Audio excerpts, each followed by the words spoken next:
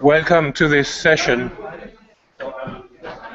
It's my great pleasure to introduce this panel. This is the session organized by the Royal Historical Society, the partner association of the Historikertag in Great Britain. We feel honored that the president of the Royal Society, Professor MANDLER, has put together this panel, and I'm very warmly welcome him and the panelists, MICHAELA, HOENICKE-MOORE, Daniel Pick, and Nick STARGARDT. I'm very pleased that the topic for this panel is not one of academic politics, but one that represents research.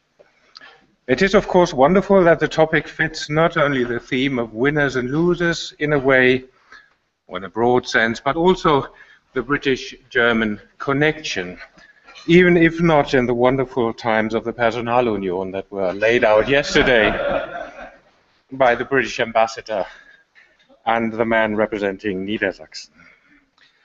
I will not introduce the theme of psychology of national difference in the mid-20th century crisis. That will be done by Peter after I have spoken. But let me briefly introduce the speakers, and I will keep it very brief. Professor Peter MANDLER from the University of Cambridge.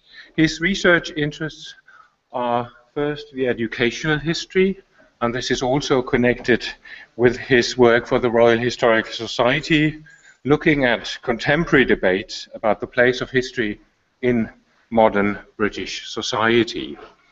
A second theme, a broad theme, is cultural, intellectual, and social history. In this context, he's occupied himself for quite a while with the Victorian period, looking at the question of the past versus the present, the abandoning of the past in the age of progress, exploring the various ways in which the Victorians situated themselves in the flow of history. And his third theme, and this is why he is here today and why this panel has been organized, is the history of the social sciences. His most recent book, Return from the Natives, How Margaret Mead Won the Second World War and Lost the Cold War, is a study of the story of national character, looking at the anthropologist Margaret Mead, how she sought to apply anthropological and psychological methods to international relations. MICHAELA HOENICKE-MOORE, her research interests are in a similar way the cultural underpinnings of international relations and of liberal democracy. She is interested in a relationship which is a transatlantic relationship between Europe and the United States. Her book was on Know Your Enemy, the American debate on Nazism between 1933 and 1945. This book won the that's a difficult one. Mima F. Burneth Book Award of the Society of Historians of American Foreign Relations. Very welcome, and I'm very happy that you made it across the Atlantic today. Professor Daniel Pick has also wide interests in his research in the 19th and 20th century cultural history and in the history of the human sciences. And here again we come to the topic of this panel with a specific emphasis also on psychoanalysis and history. In this context, he has co-edited a book on dreams and history, which some people in the audience may interest, and he's also published in 2012 The Pursuit of the Nazi Mind, Hitler, Hess, and the Analysts. And finally, our commentator is Professor Nick STARGARDT.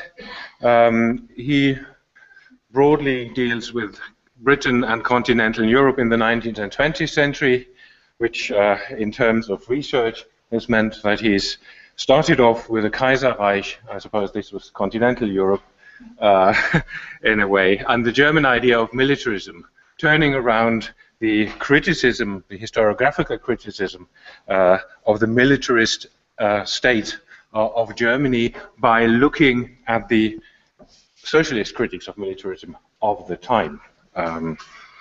He's published some years ago a wonderful book called The Witnesses of War, Children's Lives Under the Nazis.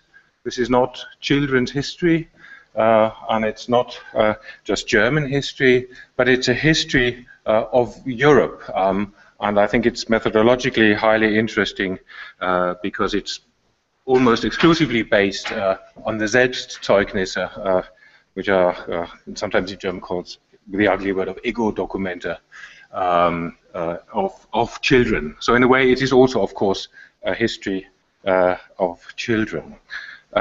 He's recently published an article which indicates what he's working on at the moment.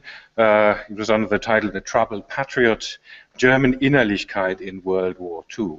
And I think here we are again with a history looking at Germans from a sort of psychological point of view. And I think this could, as you can see, the panel is very well constructed. There are clear lines of connection between them. I hope there are also some lines of disagreement, so we will have an interesting discussion. Peter, the floor is yours.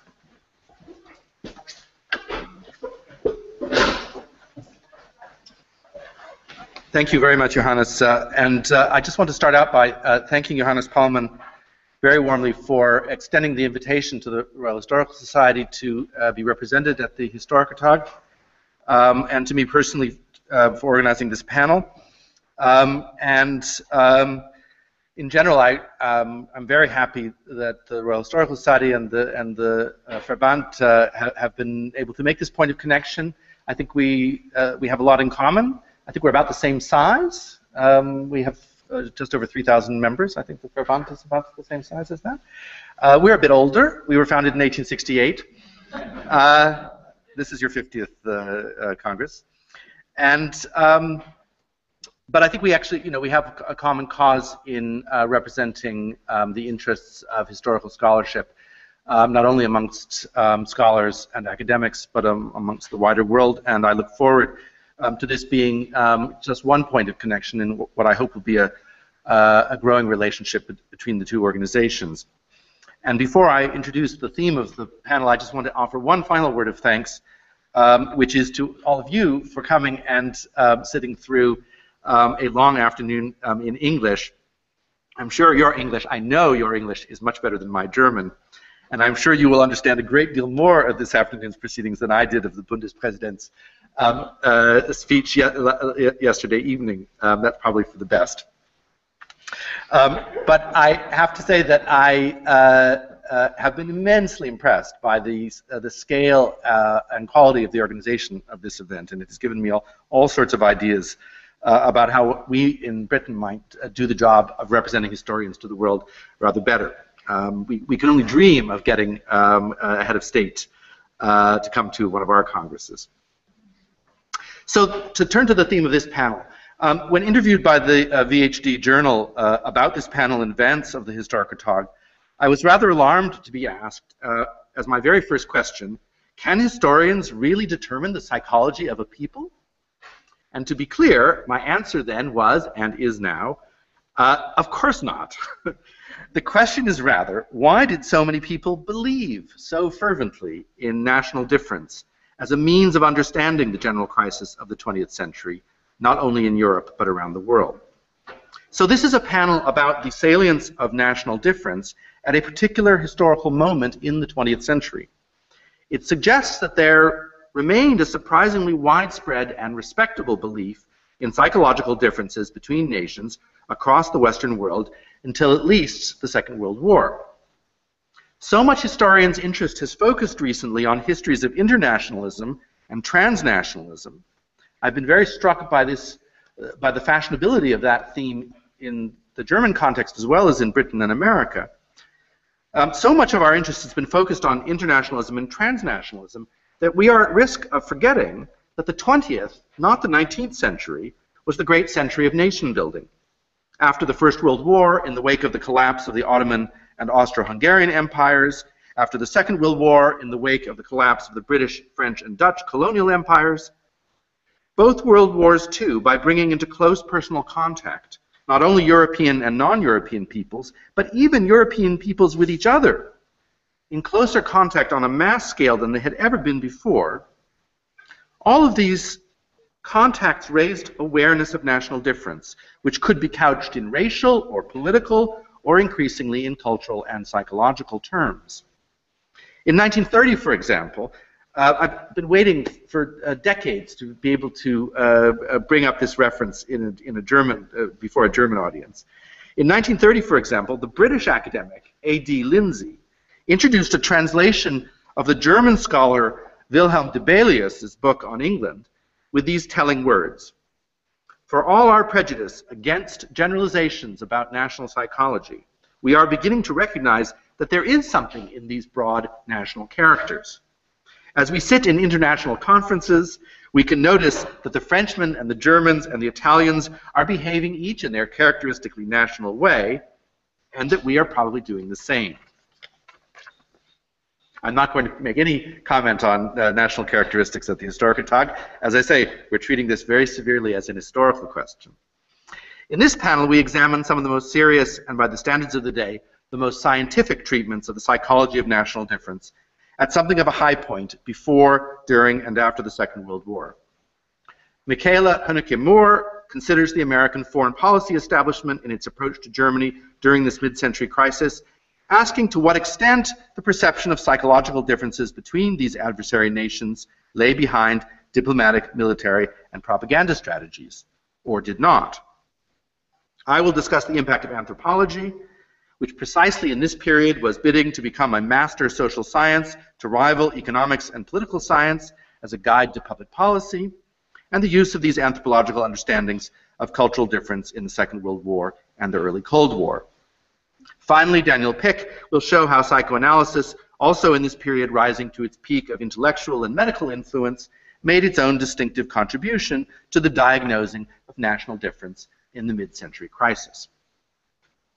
As I will argue, these psychological understandings of national difference went into decline after the war, partly due to the bad odor that Nazism attached to all deep-seated national distinctions, but largely due to the rise of new universalisms in the Cold War. I think this is a theme that we all have in common, which explained even the creation of new nations in the post-colonial world by means of general human needs and impulses. Since then, it has not been respectable to talk about nations or peoples as very different, except in relatively superficial cultural ways. I think probably for the better. However, this may always change. It's not the job of historians to themselves pass verdicts on the validity of national difference, but we have an opportunity here to show under what historical conditions national difference can rise or fall in the perception of international relations. At this point, I hand over to our first speaker, MICHAELA.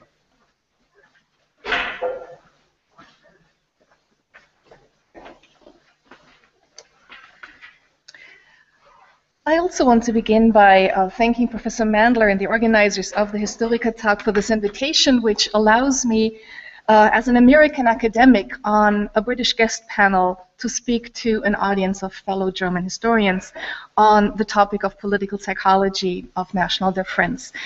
My paper sketches the broader context of the American pre-war and wartime debates about Nazism to set the stage for some of the more specific arguments about the use of psychology in Peters and Daniel's papers. My interest in psychological and behavioral scientific approaches to the German problem, as it was labeled at the time, lies in the fact that these academic analyses both shaped and reflected basic assumptions of the larger political discussion about Nazi Germany. This broader debate, this broad American debate on the Third Reich, was at the same time insightful and highly conflicted. The contemporary injunction, "Know your enemy," aptly expressed the modus operandi, namely to understand Nazism properly in order to not only defeat it militarily, but to devise effective safeguards against it politically. Even beyond the widespread, often metaphorical use of Nazism as a psychological disorder, as an illness, many popular as well as political analyses of the Third Reich took this tripartite form of establishing the patient's, namely Germany's, case history, which then led to a political or psychocultural diagnosis, which was then followed by a proposed treatment plan, post-war plans, post-war policy. These three steps, case history, diagnosis, and treatment, characterize political and expert discussions outside the professions that Peter and Daniel address. The US war effort against the Third Reich, subsequently in my adopted country, turned into a heroic tale of good defeating evil militarily, was anything but a single-minded crusade. American conceptions of Nazi Germany are a striking counterexample to the usual tale of vilifying the enemy, essentializing the other, and the notion of Manichaean enemy images dominating American foreign policy. The American wartime discourse on one of the starkest historical examples of an immoral and criminal state remained complex and ambiguous. Several rather different factors produced the situation, which I will discuss in turn, concluding with some thoughts on how to evaluate this cacophony of voices. It is true that on the one hand, the Roosevelt administration and an array of mainly liberal interventionists with crucial help from German-speaking refugees defined Nazi ideology as antithetical to American values, and in a separate but connected argument defined Hitler's foreign policy aims as a threat to American national security. But this mobilization campaign was hampered by a set of powerful racial, cultural, and ideological factors that worked in favor of the German enemy and obscured the true nature of the Nazi regime in American public perception. Factor one: the shock over the carnage of World War I and the disillusionment in the United States with Wilsonianism, by which I mean the crusading missionary strand in US foreign policy, aiming at making the world safe for democracy through military intervention. This disillusionment with Wilsonianism led in the interwar period to an unprecedented rise of pacifism in the United States and a loss of faith in war as a political means. By 1937, 70% of Americans regarded the American entry into World War I as a mistake, so that would be more than 2/3 of the population. Factor two: throughout the 1930s and reaching a crescendo with the so-called Great Debate of 1938 through Pearl Harbor, Americans were politically, ideologically at war with themselves before joining World War II. Roosevelt's New Deal had polarized the country even more than our first African-American president does today. So skepticism and disbelief at home in the United States counteracted the impressive, accurate, and in-depth American journalistic coverage of the Third Reich at several critical junctures. At the beginning of the Nazi Revolution, there were sympathetic musings in the US whether a strong leader, a dictatorship, might not in some cases be a better alternative to failing democracies. With regard to stories about the persecution of political opponents, mainly on the left, and Jewish citizens, there were doubts whether things were really as bad as reported. Towards the end of the decade, as war broke out in Europe, the great debate on whether the US should get involved in this war centrally involved the question of Nazi war aims. So was Nazi Germany a threat to the US? The claim that Hitler intended to attack the Western Hemisphere and was aiming for global hegemony struck many Americans as an unrealistic exaggeration by the president and other warmongers. Between 1938 and 41, Republican leaders, mainstream Republican leaders like Robert Taft and Herbert Hoover, leveled the accusation of dictator and totalitarian not against Hitler, but against FDR. Accusations that were amplified by a major congressional investigation, the Dice Committee, as well as the more radical and marginalized America First Committee by Charles Lindbergh. So keeping in mind that 1940 was the year of the first American peacetime draft, which hard for us today to believe was highly contested, polarized the public and Congress even more, and was also the year in which President Roosevelt went for an unprecedented third election. Moreover, the critical and perceptive media coverage of Nazi Germany in the US competed with more sympathetic voices. Conservative critics of the Roosevelt administration were inclined to come to terms with Nazi Germany and saw the real totalitarian danger alternately as emanating from the Soviet Union or, as I just said, from within. In response to alleged liberal exaggerations and warmongering, conservative commentators normalized Hitler's foreign policy by describing it as standard European power politics, and presented the Third Reich as Western civilization's last bulwark against Bolshevism. Open admiration for the German people, for their pleasant decency, their energetic industriousness, often coupled with disparaging comparisons of its European neighbors, especially the French, dominated this alternative coverage of the Third Reich in the 1930s in the US media. For example, the popular historian William Durant, who actually was not a conservative, offered a subtle analysis of the world situation in 1938, in which he argued that, and I quote him, "Cowardly cruelty represents not the soul of Germany, but a neurotic reacting against defeat, suffering, and the fear of Bolshevism." And he predicted that going to war would only produce, I quote him again, "another Versailles, another decade of disorder, another Hitler," end of quote. In a formulation that is especially disorienting to read from a post-Vietnam, post-Iraq war perspective, Durand maintained, "We shall preserve democracy not by fighting battles abroad to force it upon peoples who show no eagerness or aptitude for it, but by making it function more successfully than dictatorship." End of quote. Factor 3, and most crucially, cultural ethnic goodwill towards the enemy population posed a challenge to an effective mobilization campaign in the US, and also clouded many Americans' understanding of the true nature of the Third Reich. For the most part, Americans during the 30s and 40s thought of Germans as people like us. The simple linguistic distinction between Nazis and Germans served to exonerate the latter for reasons of ethnic solidarity, cultural affinity, religious familiarity, or liberal scruples. A month after Germany started World War II, 66% of Americans polled agreed with the statement that, quote, "the German people are essentially peace-loving and kindly, but they have been unfortunate in being misled too often by ruthless and ambitious rulers," end of quote.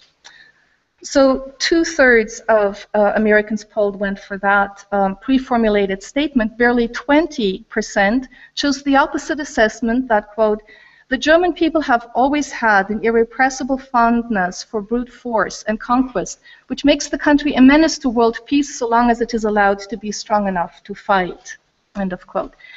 Other surveys confirmed this picture. A large majority of Americans plainly distinguished between a basically decent, possibly victimized German people and its criminal Nazi leaders. This people versus government distinction reflected both a long-cherished liberal tenet of American democracy and also accommodated ethnic preferences. When in 1942 a massive public opinion survey showed 41% of Americans considering Germans, quote, "to be as good as we are in all important respects," with most of Germany's victims, by that time 42, Jews, Slavic people, at the lower end of that American survey of American identification. An exasperated George Gallup commented that it seems as if, quote, "German ideas of racial superiority find their counterpart in our own theories of racial and cultural superiority," end of quote. More pragmatically, the poet-turned-propagandist Archibald MacLeish explained to his frustrated British counterparts who worried about the German-American element in US electoral politics that in the US, quote, "it would never be possible to secure support for a racial war against the German people," end of quote. So race, as you know, in the 1940s would have been used also as just connoting a people. Stereotypes are often thought to convey negative distortions. In the case of the Germans, however, their generally positive appraisal as clean, industrious, cultured, in general like us, put significant limits on what many Americans were willing to believe about the German public's acquiescence to Nazi rule and later German wartime atrocities. They served to whitewash the Germans. Not surprisingly then, when the US joined the war, the readiness to fight the Germans remained low for well over a year. More than half of Americans polled admitted they did not have a clear idea of what the war was about. The Army found as late as '43 that 45% of US combat soldiers felt that Germans are, quote, just like us. It's too bad that we have to be fighting them, end of quote. With notable frustration, one contemporary analyst observed that, quote, our war aims, as stated in the Atlantic Charter and the Four Freedoms, were undoubtedly intended for world consumption because they have registered almost not at all at home. Factor 4, the government. President Franklin Roosevelt, as was his wont, zigzagged on this crucial question of explaining the ideological nature of the war and the enemy. On the one hand, he employed inspiring New Deal rhetoric to shape a collective national self-image of an inclusive, participatory, and liberal democracy, now also newly added a welfare state, which contrasted with the darkness and oppression of the Third Reich. In this, he was supported by an impressive cadre of German-speaking émigrés who linked their explanations of the origins and meanings of Nazism to urgent pleas for American entry into the war. Their calls for defending America against Nazi Germany, however, regularly included warnings of threats which American democracy faced at home, specifically unregulated capitalism, racial oppression, and, in Thomas Mann's words, the boogeyman of anti-communism. Yet, on the other hand, the president consistently deflected attempts to define the war in ideological terms, concerned that this would only sharpen domestic divisions rather than uniting the nation behind the war effort. Thus, the meaning of the war against Nazi Germany remained at once contested and ill understood. Government officials eschewed an ideological mobilization campaign of the kind that the country had seen a generation earlier in World War I and would see again only a few years later against the Soviet Union and world communism. To the extent to which the Office of War Information, the OWI, attempted to create an ideological enemy image by defining fascism as the opposite of liberal democracy, it was softened by skirting over the role that German society had played in the launching and the maintaining of this regime, and by sidestepping the issue of racism and anti-Semitism altogether. The enemy in the OWI depiction was an ideology, not a people. The OWI accommodated rather than challenged popular opinion as it was recorded in the surveys. A majority of Americans continued to distinguish between Nazi leaders and the German people. Consequently, the latter emerged in OWI guidelines and propaganda output as the first victim of Nazi enslavement of Europe. In sharp contrast to this widespread notion of the Germans as the first victims of the Nazis, a powerful counter-argument emerged in the American public debate that laid the blame for the Third Reich squarely at the feet of the German people. This approach was pejoratively called Vinciditist, after the high-ranking British diplomat Robert Lord Vansittart. The proponents of this interpretation, a diverse group of influential American commentators and politicians, insisted that there was actually much popular support for Nazi foreign policy aims, for their racial views and policies, and for their extreme nationalism. The Vinciditists argued that there was indeed something wrong with the Germans. For one of their central claims, the Vinciditists seized on the German pre-Nazi self-proclaimed myth of a special path, the Sonderweg, which originally had been positively connoted, and argued that there were indeed long and deep roots, long antecedents of Nazism in German culture and history. So the Vinciditist model encapsulates a culturally deterministic argument about the Germans and the place of Nazism in German history. In spite of its appeal as an enemy image, the Vinciditist presentation of the Third Reich remained contested and was even sharply criticized all throughout 1944. As many Americans, including political experts and public intellectuals, were not ready to recognize the Germans of the Third Reich as the other, the Vinciditist argument evoked angry counter-arguments. The most frequent charge leveled against you can tell I really like to pronounce this word, the Vinciditists. So the charge most often labeled against them was the claim that their presentation amounted, and I quote, to an inverted form of Hitler's racial theories. That they talked, quote, about the Germans in almost the same fashion that the Nazis talk about the Jews. This self-critical concern with behaving differently than the enemy was pervasive in American public and official pronouncements. The same feature that made the Vinciditist model so suitable for American propaganda use also marked its limitations. It confined the monsters in time and space.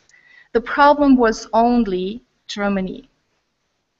In the meantime, others explored a different framework of meaning.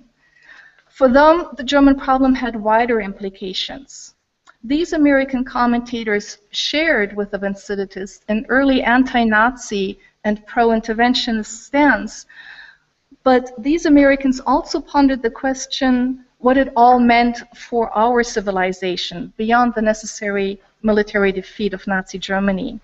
In line with the studies of the Frankfurt School, the social critic Dwight MacDonald, for example, saw in the Third Reich evidence for a horrible transformation he believed to be characteristic of modern society in general. Already in the pre-war period, popular American novelists like Thomas Wolfe or Sinclair Lewis had characterized the Third Reich as, quote, a terrible part of the universal human heritage. As a perversion of modern Western politics that could happen here too. The title of Lewis' famous play was It Can't Happen Here, but the message was It Can Happen Here. Lewis's wife, Dorothy Thompson, the most widely read American journalist on the Third Reich, had argued throughout the 1930s that Nazism, quote, was a disease with more than purely Germanic roots, end of quote.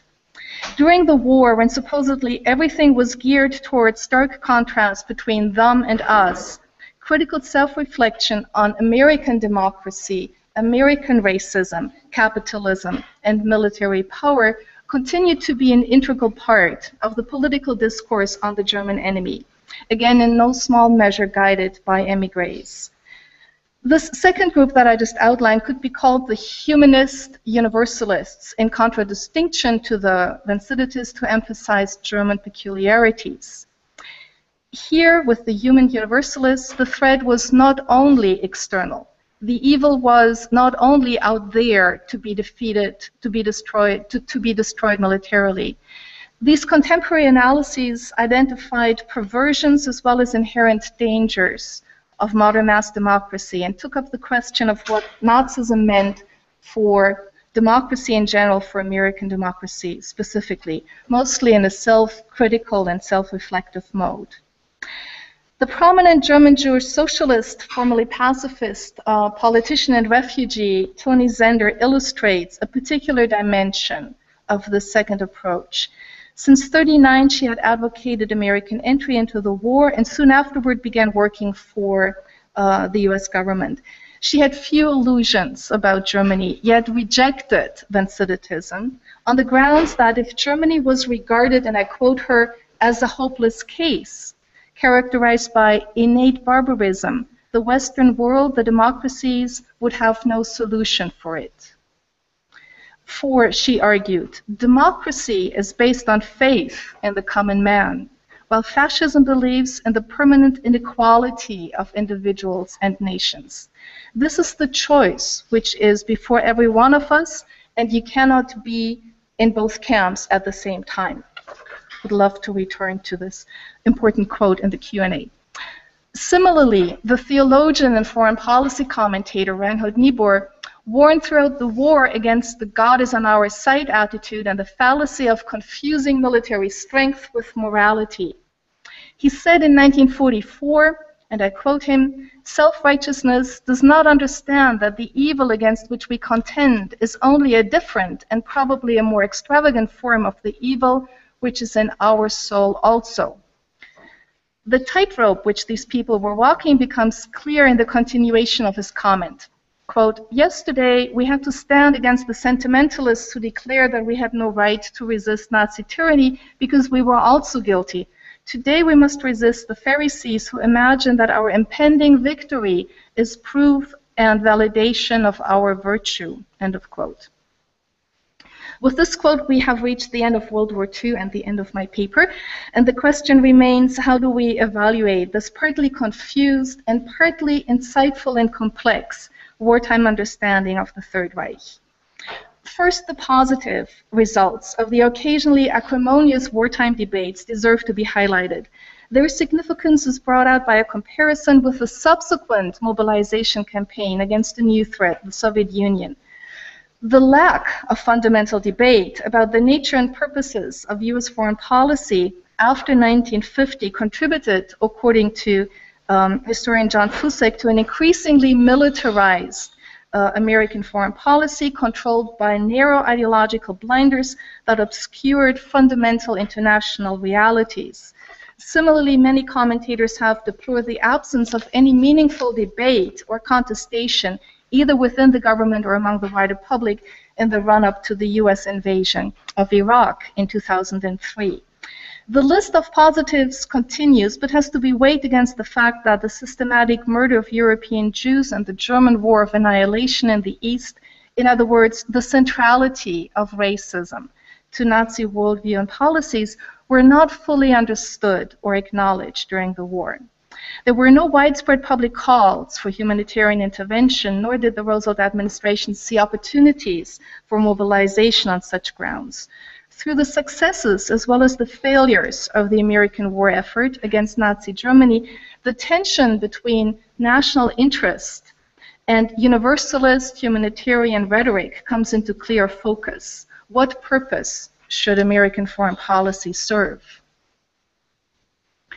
Beyond the aggravation apparent, for example, in the Stimson-Morgenthau éclat in late 1944 about the leaked so-called Morgenthau Plan, and in other similar clashes, the antagonists of the American debates shared an understanding of contingency, of the inherent dilemma of imposing democracy, of the conflict between military means and political ends, between outside intervention and the need for internal reform.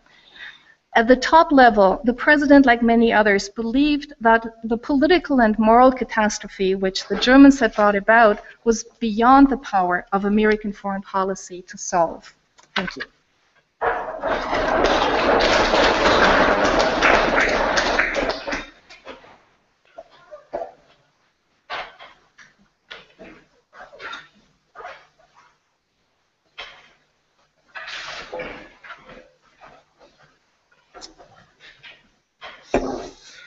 Right, so in this paper I will address the joint contribution of two groups of intellectuals, cultural anthropologists and neo-Freudian psychoanalysts, to the development of a new analysis of national difference in the 1930s that was then applied to making war and making peace in the 1940s.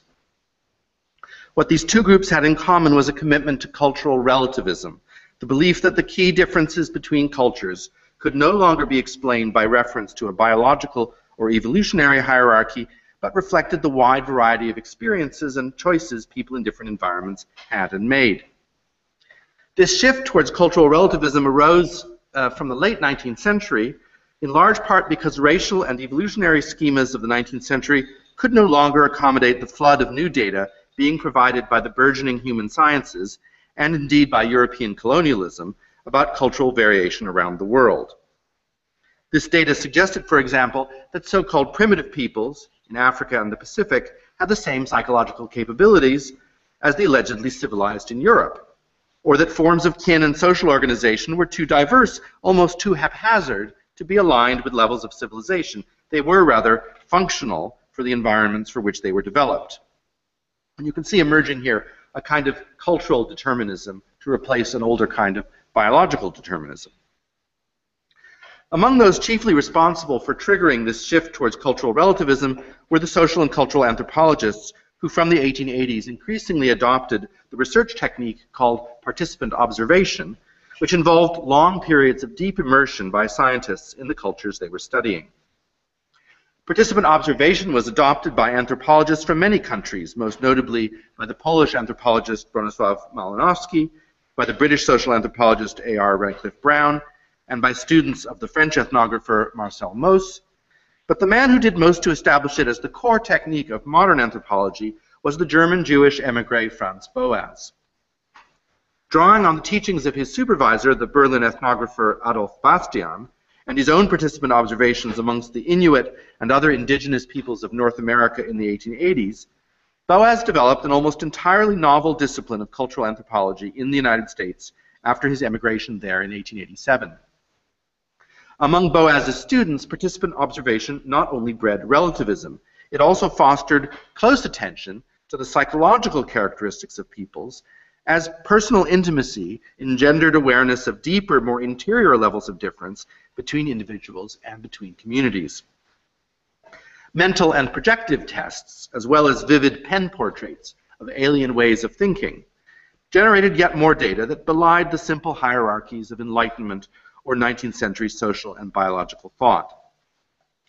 Boas's unusual tendency to favor the professional development of female anthropologists added a further strand of diversity, demonstrating differences within communities between the roles, behaviors, and ways of thinking of men and women, mothers and fathers, adolescents and children.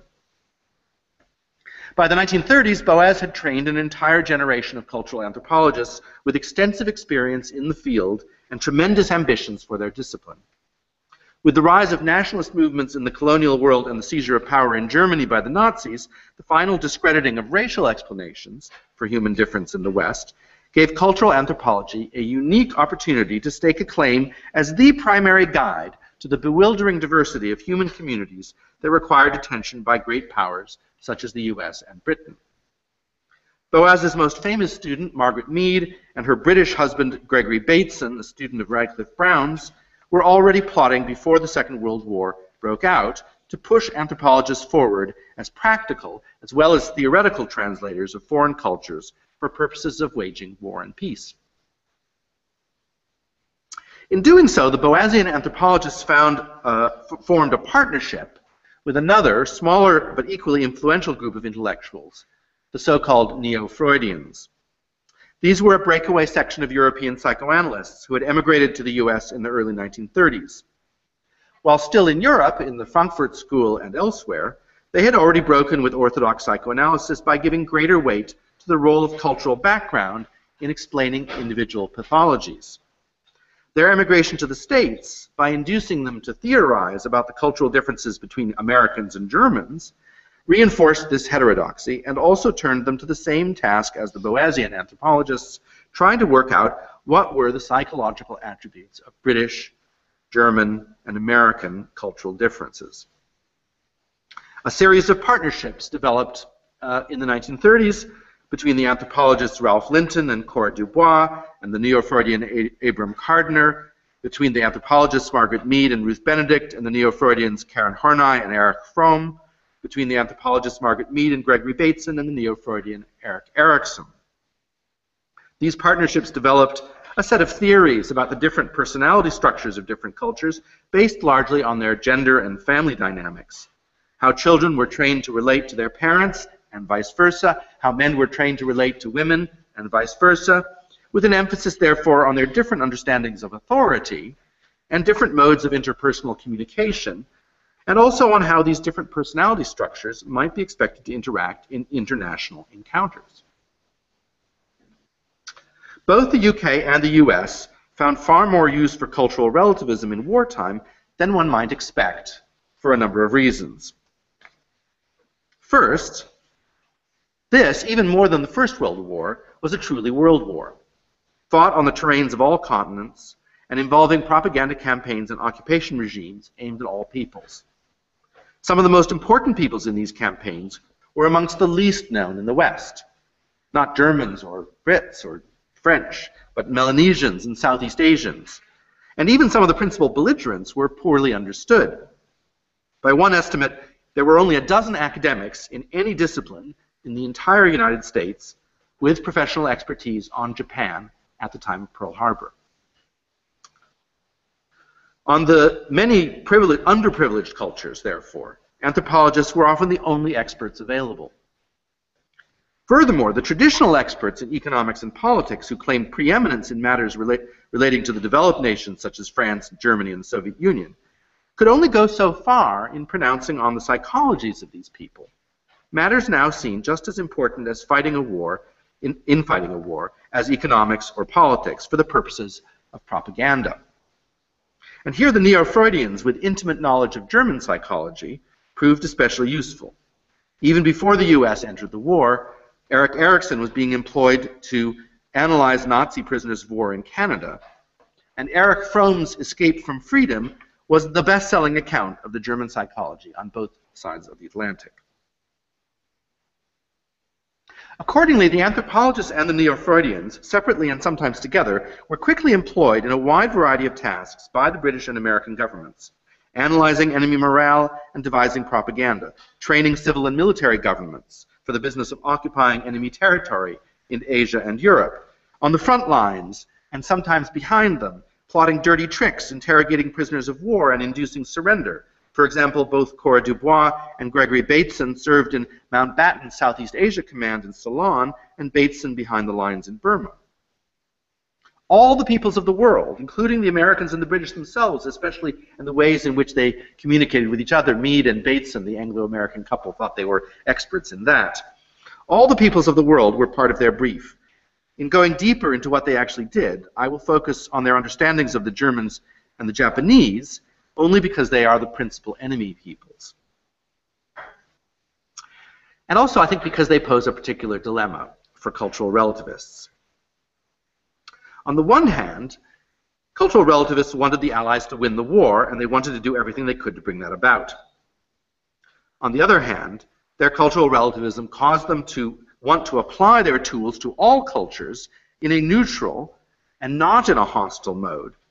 And from the beginning of the war, they were keenly aware of the danger that stigmatizing enemies psychologically might only confirm Americans in their burgeoning sense of the universal applicability of the American way. Different people adopted different strategies to deal with this tension.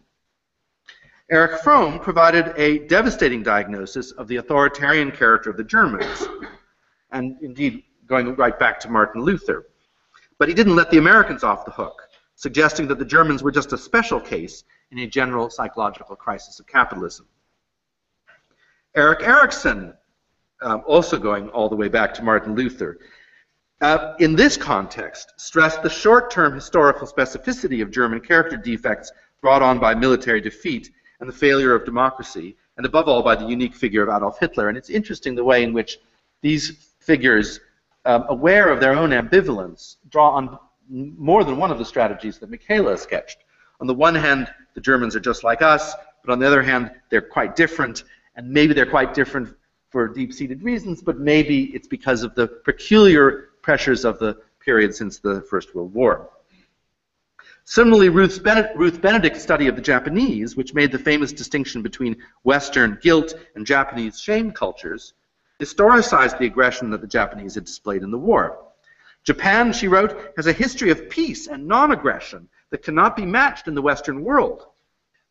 And its recent reputation as one of the most aggressively warlike nations of the world had come about only as a result of conflict with the West.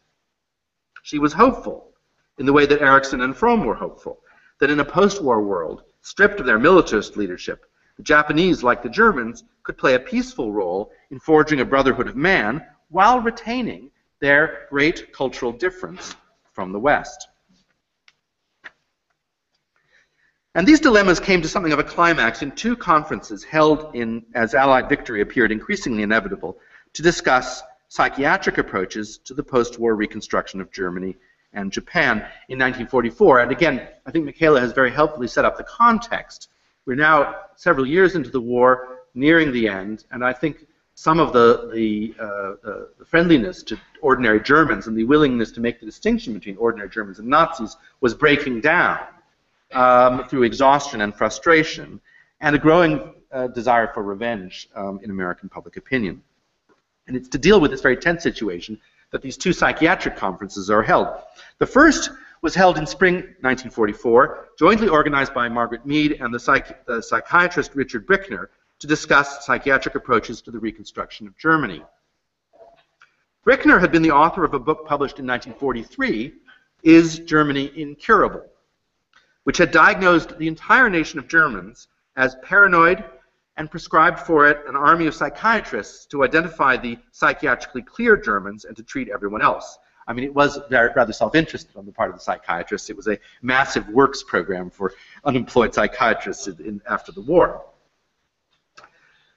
Margaret Mead denied the applicability of a diagnosis such as paranoia to an entire people, and in any case thought cultures were sufficiently sticky and cohesive that they couldn't, and indeed shouldn't, be cured in this way. Nevertheless, she liked the idea of a therapeutic peace as opposed to a punitive one, and sought to work with the psychiatrists to reach a consensus on what was both possible and desirable. So this is her way of navigating the tensions that I've been describing, to try to channel the psychiatrists with their relatively harsh diagnosis of German sickness into a therapeutic peace, which would allow the Germans to slough off their warlike nature, but to resume being German in a healthy, positive way. The conference was riven by deep acrimony about precisely this question: how fundamentally flawed was the German character, and how much could outside agents do about it?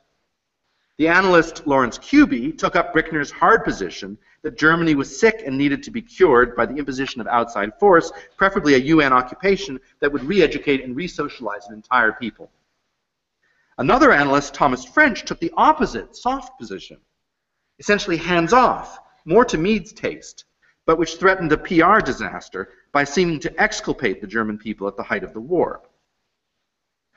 Mead and the sociologist Talcott Parsons, who was another important figure in this conference, had to engineer that delicate compromise, arguing, as Erich Fromm had done, for the situational nature of the Germans' current problems, and for a post-war regime that would repair the damage of Nazism without denying the Germans' essential Germanness, which neither could nor should be erased. Above all, Mead insisted in the conference's concluding report, Americans should not be cocky. Good luck with that. Any post-war occupation must not mean that we shall be imposing our own particular way of life upon the Germans.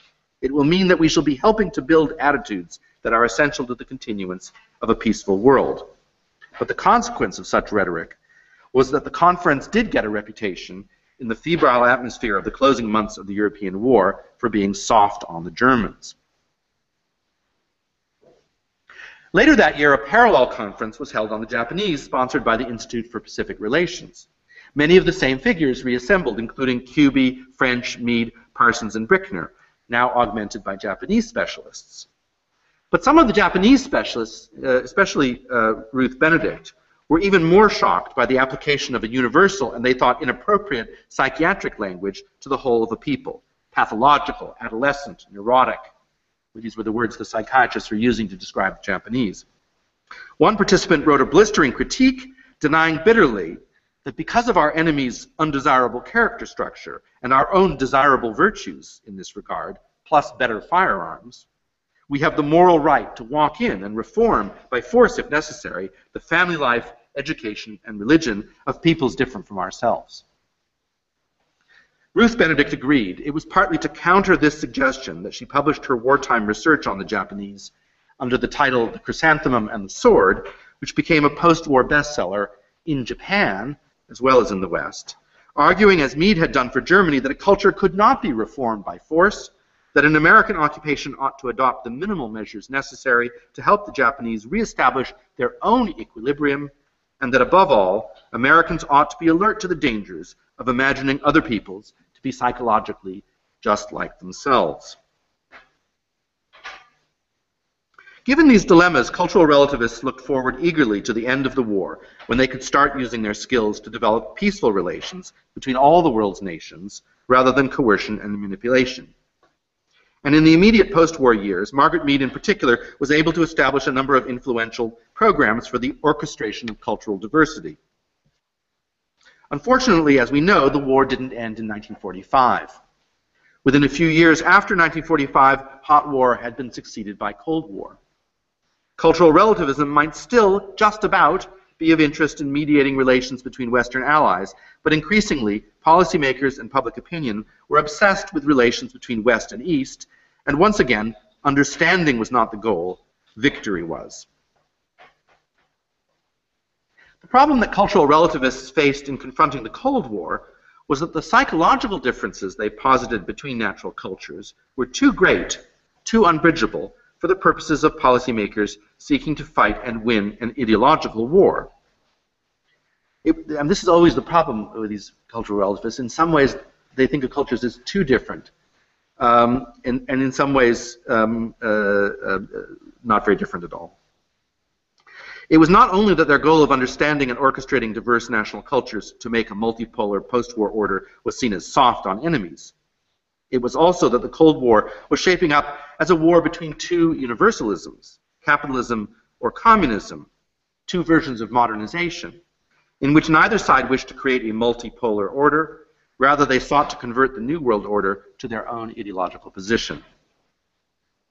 For this purpose, the assertion of deep-seated psychological differences was seen as counterproductive.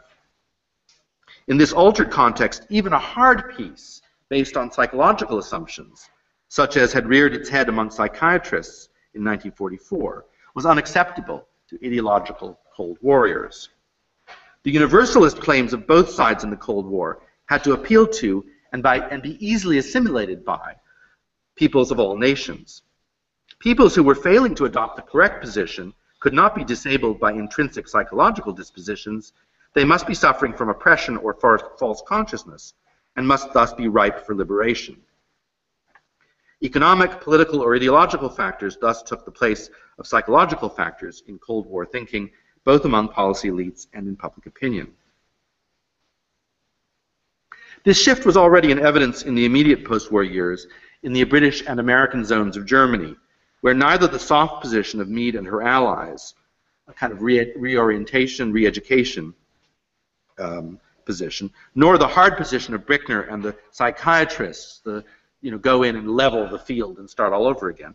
Neither of these proved attractive to the occupation authorities.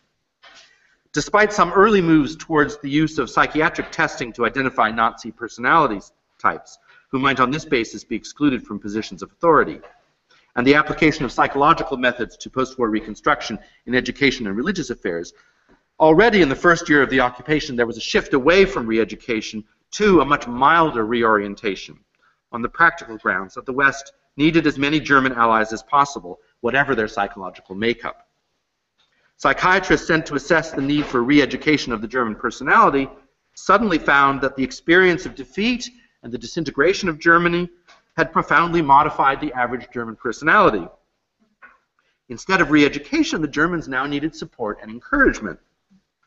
And this sudden change of heart timed magically with Western policy, which aimed at handing over authority as soon as possible to an independent and Western-aligned Germany with a minimum of psychological screening. All those psychiatrists who had rushed to Germany hoping for a lot of jobs suddenly find themselves no longer needed. A similar tale can be told about the Japanese occupation, though the handover was more protracted. Certainly psychological thinking about Japanese difference was at a discount. The quest to find the maximum number of good Japanese made urgent, first by the practical demands of occupation and then by the Cold War. As early as November 1945, the War Department was making efforts to cast off stereotypes of Japanese character it had been eagerly peddling a few months earlier. Its account of Our Job in Japan was now ideological rather than psychological. Our problems in the brain inside of the Japanese head, the War Office said. There are 70 million of these in Japan, physically no different from any other brains in the world, all made of exactly the same stuff as ours. These brains, like our brains, can do good things or bad things, all depending on the kind of ideas that are put inside. In the end, Douglas MacArthur, the Supreme Commander for the Allied Powers, was more optimistic about his own ability to rebuild Japan in his own image, and his personal policy, drawing on American optimism about the universal applicability of Western norms in modernizing backward countries like Japan, won out. By the mid-1950s, Western social scientists were discovering, as with the Germans, that the Japanese character framework was neither as malign as the hard peace faction had made out, nor as benign as the soft peace advocates such as Benedict had claimed, but much more situational. Under beneficent Western oversight, the younger generation were evolving towards personal independence and ready to assume leadership, again magically in line with American hopes and wishes. The most startling evidence of this sudden de-psychologizing of the Cold War understanding of national difference can be found in the so-called swaddling controversy of 1949 to 51, which had the effect of suddenly and permanently discrediting neo-Freudian approaches to the new enemy of the Cold War, the Soviet Union. Immediately after the war, the anthropologists had launched a series of inquiries into the Russian national character, which Mead faithfully entrusted to her close collaborator, Jeffrey Gorer. Once again, and here crucially, the Cold War environment proved hostile to deep-seated cultural distinctions between nations. Gorer's depiction of the Russian people, from childhood fated to subservience and passivity, as evidenced by the peculiar Russian practice of the tight swaddling of infants. They get wrapped up almost immediately after they're born, and that makes them subservient and passive. And then when released, they suddenly have these great outbreaks of sort of infantile rage until they're swaddled up again. This depiction seemed to doom them to communist enslavement forever. At a time when American policy was shifting from containment, a policy compatible with the swaddling theory, to liberation, this diagnosis of the psychological incapacity of the captive nations for freedom was ideologically unacceptable to public opinion, and it was instantly repudiated, indeed ridiculed, by policy elites of both parties and the State Department. Decades later, when I started this research, I interviewed a few surviving members of the State Department policy teams from the late 40s and 50s, and I said, do you remember anything about the anthropologists and their influence on policy? And they said, oh yes, diaperology, the application of methods of toilet training to understanding foreign peoples. And needless to say, their memories of this were not fond. In place of cultural relativism, the Cold War required a new emphasis on theories of totalitarianism. While there had been a widespread desire in wartime among ordinary Americans to pathologize the Germans and Japanese as innately evil, especially towards the end of the war, in the Cold War, ordinary Americans did not want to think of the Russians as evil at all, simply oppressed, and thus susceptible to liberation.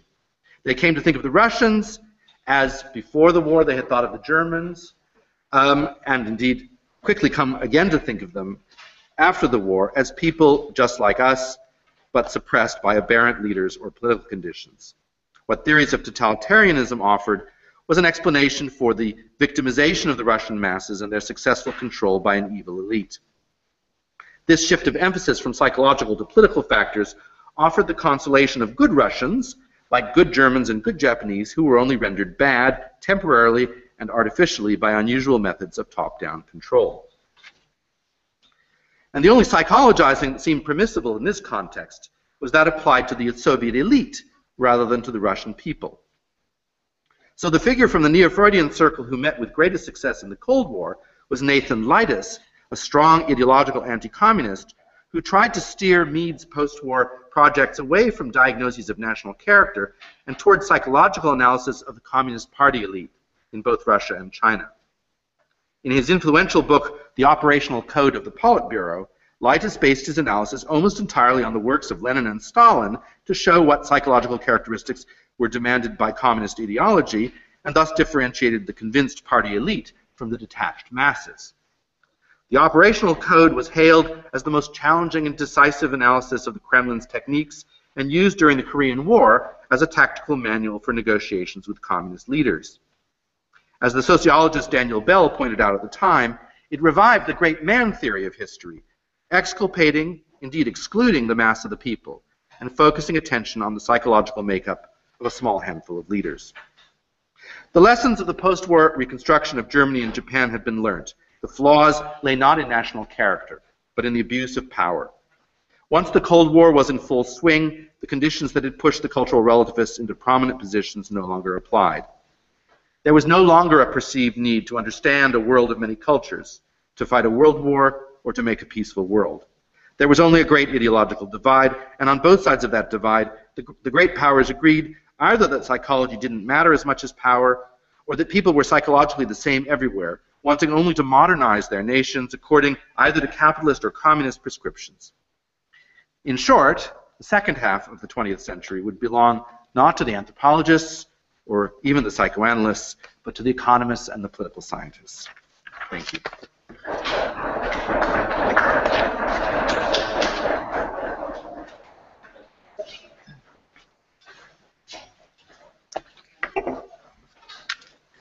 Right, well, I'll try to not talk for too long, to confine myself to 20 or 25 minutes, so it's not too drawn out. And I want to talk about the psychological professions at large, not just psychoanalysis, and to think about brainwashing in the Cold War period. So in a way to take this story forward, Peter has referred to the salience of national difference, and Michaela has made the point that in the Second World War, many commentators questioned the idea of national differences in relation to an us and them between America and Germany. And certainly post-war, by the time you have Adorno writing The Authoritarian Personality, or a few years later, Stanley Milgram, the famous psychologist at Yale, producing his experiments on human obedience, that we're no longer talking about peculiar Japanese, Italian, Russian, or German propensities, but a perceived much wider modern human propensity to authoritarian ways of thinking. And I want to think for the next few minutes about this transition, which Peter was just moving us towards the Cold War. So from fascism and Nazism into Cold War fears about brainwashing and mind control. The term brainwashing itself was coined in 1950, and if this new term in American culture rehashed a number of older fears going back to the 19th century about hypnotic processes and suggestion, I think brainwashing as an idea also brought into focus a number of new fears as well, which included the fear that the psychological professions themselves might be agents of social control rather than means of understanding the human struggle between authority and liberty. In 1961, the American psychiatrist Robert J. Lifton coined another interesting term, totalism, in a groundbreaking book on thought reform with the subtitle, The Psychology of Brainwashing in China. And his idea of totalism was an obvious reference to totalitarianism, and he sought to capture the idea of a state of mind in which we are in thrall to a system of belief. And he suggested that such states of mind were fostered in the modern world, above all in Mao's China, but this was also a widespread propensity to get into what he called totalistic states of thinking. And he explored this based on interviews with the many Western and Chinese ex-prisoners who'd been held in prisons and who had found during their captivity not just that their consent to certain ideological ways of thought had been achieved, but they became enthusiastic adherents to causes that were very different to their own conscious affiliations and beliefs. And Lifton was one of the pioneers of this post-war literature around brainwashing. He's still alive, now in his 80s, and an interesting figure who went on to publish many other works on this topic and who I've been interviewing as part of an oral history project about some of these 1950s pioneers. So some of that work's on, the interview is online, and I'm hoping to put more material online too. His work goes back to the Korean War, when he was a US Army psychiatrist, and he went back on troop ships which carried many of the US prisoners who'd been held by the Chinese and North Koreans, and it was based on these kind of interviews with these men and their states of mind that he developed this language. Now, it links a bit with what Peter was saying about the influence of Erich Fromm and Erik Erikson. In fact, Lifton was influenced by Fromm, Erikson, Freud, as well as by Albert Camus in developing this account really about psychic states of freedom that were seen as under threat in the Cold War. Later, Lifton became famous as the author of a book called The Nazi Doctors that some of you may know, but anyway, his career goes back really to the period in the early 50s. Now, as a researcher, he rejected the opportunity that was offered to him to work for the CIA in the 1950s and 60s after he published this book in 1961, but other psychiatrists were indeed to play a substantial part, not only in intellectual debates about tyranny of mind, but also more directly in projects for post-war intelligence, where the Psi professions were co-opted again, as they had been in the Second World War, in new versions of psychological warfare, both to think about brainwashing, but also to build so-called resilience in US troops who might in future be held captive by enemies of the United States.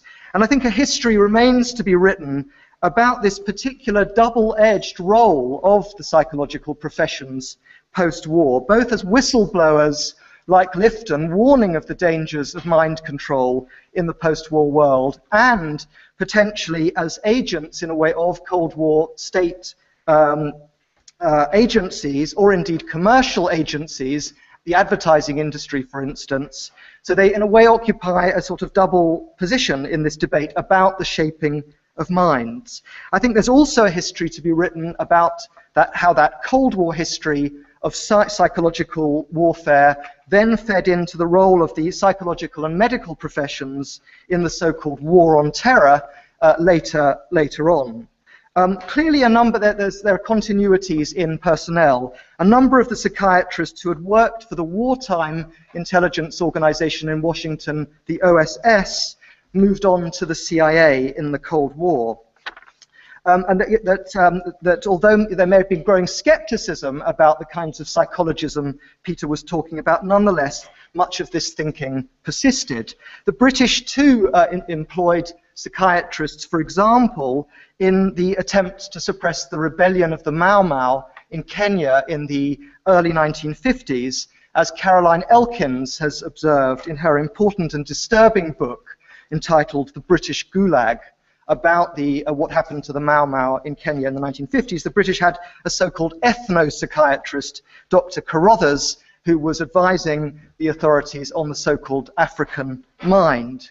And I think one can see, in a way, the idea that thinking about mind and mental health post-war, and the relationship between the healthy mind and the healthy society persisted. For instance, the International Congress on Mental Health, held in London in 1948, which had the endorsement of both Attlee and Eden, British key political figures of left and right, made this link constantly between the healthy mind and the healthy polity, which was capable of criticism, which had divisions within, checks and balances, tolerance, pluralism.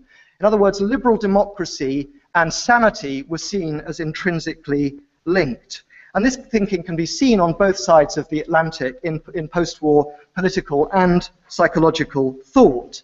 Certainly, I think it would be a mistake to imagine that psychoanalysis in this period, or psychiatry, confined themselves to treating individual patients. They went on having a role, in a way, in thinking about social processes at large, and often in advising government on both sides of the Atlantic.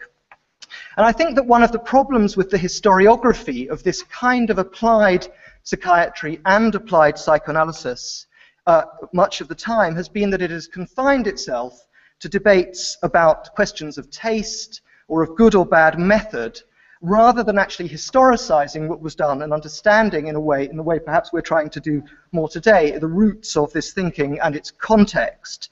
So, for example, much has been written in derision of works such as Walter Langer's notorious book, The Mind of Adolf Hitler, which was a bestseller in 1970s America, but very little done really to historicize such a project, which came out of OSS intelligence work in the height of the Second World War. So this brings me in a way to perhaps the point, going back to Peter's original point in his preface to this event, the aim being neither to revile nor to rehabilitate such thinking about national psychological differences, but really to try to rescue them as objects of historical inquiry. I think it's interesting also to tease out, I don't have time to do it now, but the different strands of thinking within psychoanalysis. One shouldn't sort of see it as a monolith either in Britain, America, or anywhere else. There were many versions of such applied psychoanalysis, and there were also curious combinations of thinking. So, for instance, Pavlovian theories about conditioned reflexes and programming and behaviorism were often combined in the Cold War period with a version of Freudian thought, both of which were seen as equally relevant in thinking about the winning of hearts and minds or in thinking about individual captives. So they were not necessarily seen as in opposition to one another. I also want to make the point that fact and fiction were enmeshed in these debates. It was the age of, quote, the hidden persuaders, to quote Vance Packard's famous book on advertising. And this theme of hidden persuasion enjoyed enormous success, not only in the human sciences, but also in storytelling and in cinema and in the novel in this period. Certainly there are now notorious actual examples that have been reconstructed of real psychiatrists and psychoanalysts who did participate in the most sinister clinical experiments funded by the CIA in and beyond the 1950s under code names such as MK Ultra. A particularly notorious example, some of you may know, was the Scottish-born and Canadian-based psychiatrist Dr. Ewan Cameron, who both warned about brainwashing and conducted a series of experiments without patients' consent in Canada on mental hospital patients with drugs, with ECT, with sleep deprivation and the rest, to see what could be done to erase memory, to infiltrate ideas, and so forth. So around this topic of brainwashing, much has been written on that. Cameron's an interesting transitional figure. He was at the Nuremberg trials. He wrote about Nazism. In fact, he was one of the expert psychiatrists who advised on the mental health of Rudolf Hess and whether he could be put on trial at Nuremberg. And then he went on into the CIA and the Cold War, into this sort of experimental work, and clearly saw no moral or ethical problem in doing so. Now, I'm just sort of sketching this work. I'm about to embark on a large-scale project funded by the Wellcome Trust to look at the Cold War history of brainwashing, to look at what was done, the myths and fantasies, as well as the actual practices of experimentation. And I just mentioned there are a couple of doctoral scholarships and a postdoc available if anyone's here is interested in that theme and wants to get in touch. So I think I want to just make a last few points before stopping. Partly to say there's a lot of interesting historical work now being done on the role of the Psy professions in the Cold War, not least by a German colleague of mine in Berlin, the psychoanalyst and historian Knut Müller, who has written a doctorate on the role of American psychoanalysts at the CIA, which is about to be published as a book.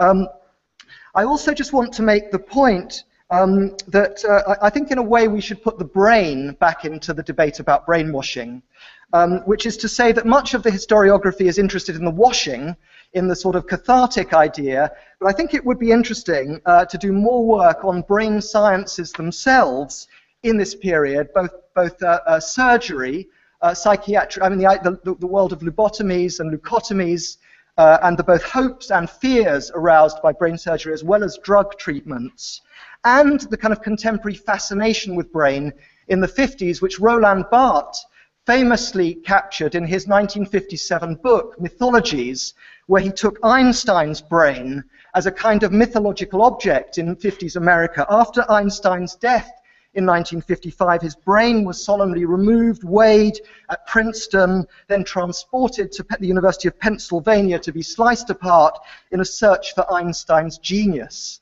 It was an age then of kind of idealization of brain power, of US radio shows looking for brilliant brain power in young people, a show called The Quiz Kids, which was a cult show in the 40s and 50s in America.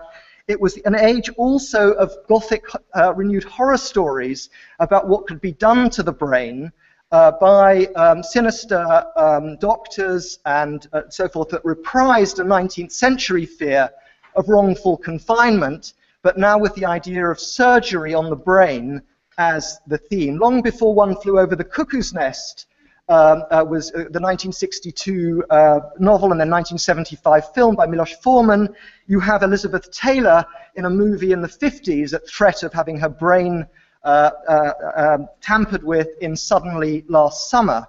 So that kind of theme of the dangers of lobotomy, I think, is part of a bigger story about what can be done to the brain, as well as the whole history, more familiar to us, of false confessions, going back to the Moscow show trials of the 1930s, which was reinvestigated in the 50s, as well as the curious tale of US servicemen in the Korean War who made false confessions to various acts they hadn't committed. So this theme was very much on the agenda, as was the notion contemporaneously of brainstorming, which was another 1950s coinage, a more creative idea of collective brain power that was coined in a book by an ad man called Osborne, Applied Imagination, 1953.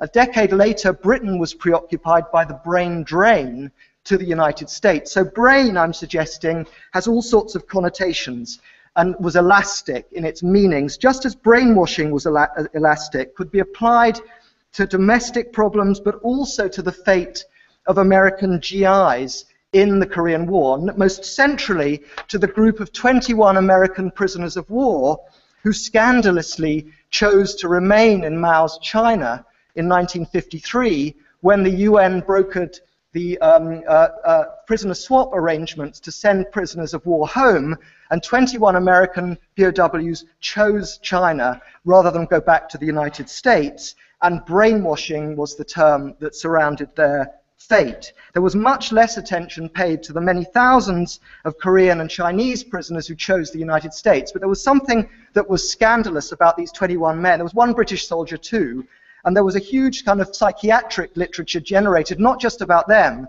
but about many of the other people who did go back to the United States from Korea, and the fear of brainwashing, and many of them were then assessed by psychiatrists back in the United States. Of course, this became famous later on, a few years later, in the movie The Manchurian Candidate, which many of you will know, which is about the Korean War, brainwashing, and so forth, but which is, I think, we could discuss much more in cinema. The Manchurian Candidate, as well as many other movies of that time, from The Invasion of the Body Snatchers, to The Ipcress File, to Clockwork Orange, to The Parallax View, which through the 1950s and 60s made brainwashing, both abroad through in these sorts of military situations and at home through Madison Avenue and advertising, a kind of leitmotif of post-war culture. So I think I won't go on with other examples. I could give other examples, or we could talk further about those movies, but suffice to say that a history of brainwashing would need to attend to such apocryphal stories, myths,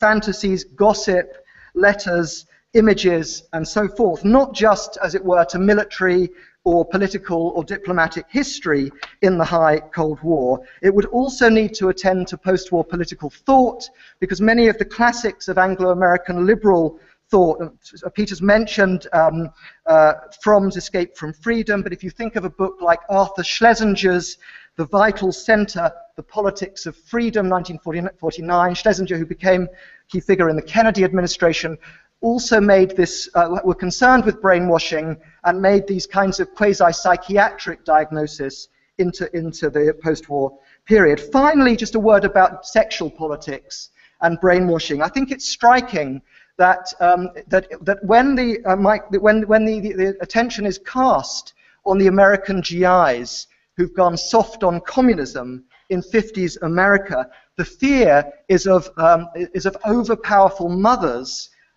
emasculating their sons in post-war American culture. And there's a new version of degenerationism, the kind of fear of cultural degeneration that gets going in post-war America, which also uses these psychosocial theories about family structure.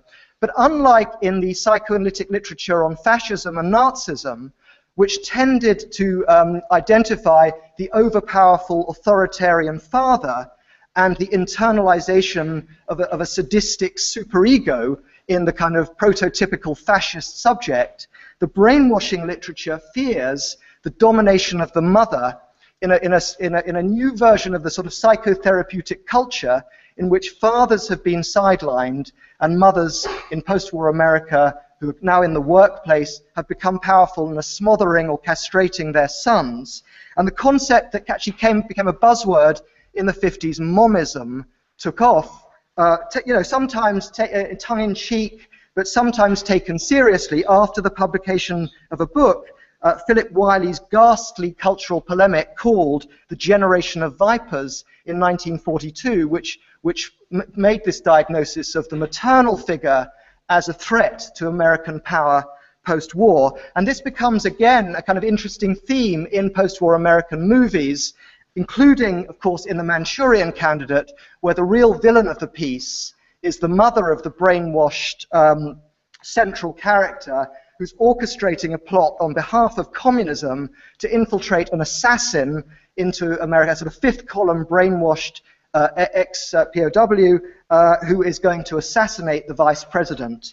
And this story also runs through many of the other movies of the time, including, of course, Hitchcock's Psycho, where you have it, as it were, in its psychotic version with the superego mother up there in the attic in the Hitchcock masterpiece. But it also runs through many other movies, as well as through the human sciences literature of the time, reversing that fear, a la Fromm and Erikson referred to earlier, of the all-powerful father. So I think I'll leave it there. Perhaps one last point is simply a comparative question, both about the original literature and the historiography, which is to ask, perhaps, or to put to you for discussion, which is whether this term, brainwashing, really translated beyond the Anglo-American world. Certainly I know from French that the phrase exists, lavage de cerveau, but when I did a trawl at the Maison des Sciences de l'Homme in Paris recently, there isn't a take-up of this in the French social and human sciences of the post-war period.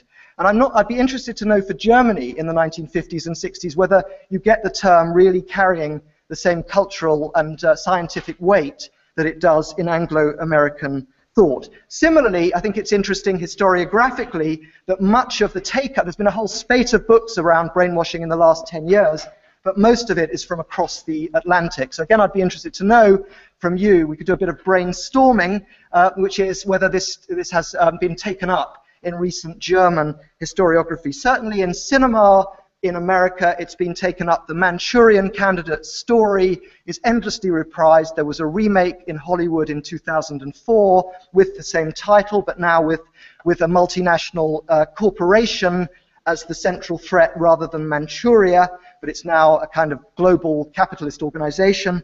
And of course on the television with Homeland playing, hugely successful, certainly in Britain and America. Again, I don't know if it's played in Germany, but it basically retells the story of the Manchurian Candidate, but now with the war on terror, with the Iraq and ex-Iraqi POW as the kind of threatening, enigmatic figure who's probably been brainwashed to come and assassinate the vice president in America. I think I'll stop there and open it up to discussion. Thank you.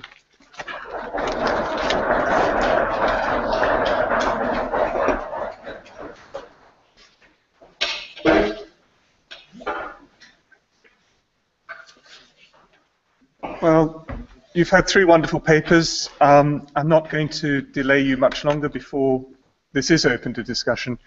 I really wanted to make 2 points as a way of framing what we've all been listening to. The first is the is really what was innovative and interesting in the late 1930s and 40s as the psychological takes on fascism came to fruition. And that is what our three speakers have called their situational characteristic. If you think of the diarist and well-known philologist Victor Klemperer, all of his work is essentially falsified in his diaries. His diaries act as a critique of the intellectual theories which he'd grown up with and tried to practice in the 1920s, which were based on Völkerpsychologie.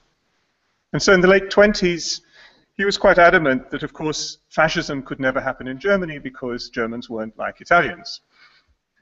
And as he then watched fascism happen in Germany, his diaries act as, in many ways, an autocritique. And so it's fitting that all his published books are forgotten and his unpublished diaries are what we read. But in a strange sense, it was an alternative to those kinds of essentializing frameworks that these sorts of theories that Erik Erikson, Margaret Mead, Eric Fromm, Talcott Parsons, and even this popularizing historian Durant were trying to evolve as they found situational or potentially universalistic explanations of why fascism happened.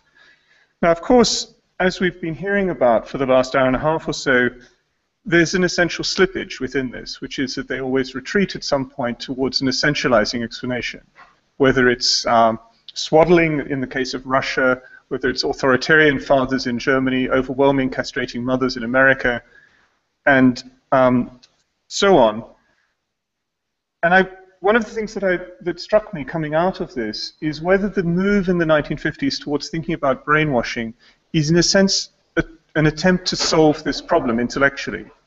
That if you don't want to have a foundational, rigid, universalizing micro-foundation, you know, the overwhelming father, the overwhelming mother, the potty training problems, you know, whatever it is, you then need to have something which is situational. And the brainwashing stories, in some sense, are situational stories. They're based on a particular context.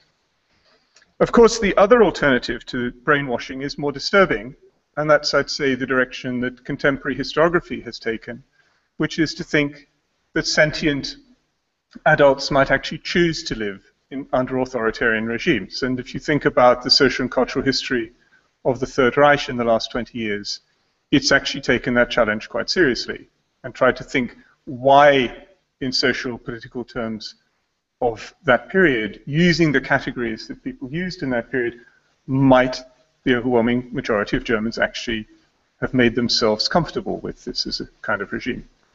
That's a different account, but it's obviously one of the possibilities within that sort of overall framework, and it's quite clear why that wasn't an account that anybody wanted to explore at the time. The second thing I wanted to get at is where this fits in an overarching intellectual trajectory, which I think Peter Mandler probably sketched out the most clearly in terms of bookending it, of a beginning and an end. And the bookends are essentially the same but with some difference, which is totalitarianism, which becomes the dominant way of thinking about political systems on the other side of the Iron Curtain in the 1950s, of course has its origins in the late 20s and early 30s for thinking about fascism, first Italian fascism and then later German fascism. And it produces a series of different variants, Hannah Arendt, Borkenau,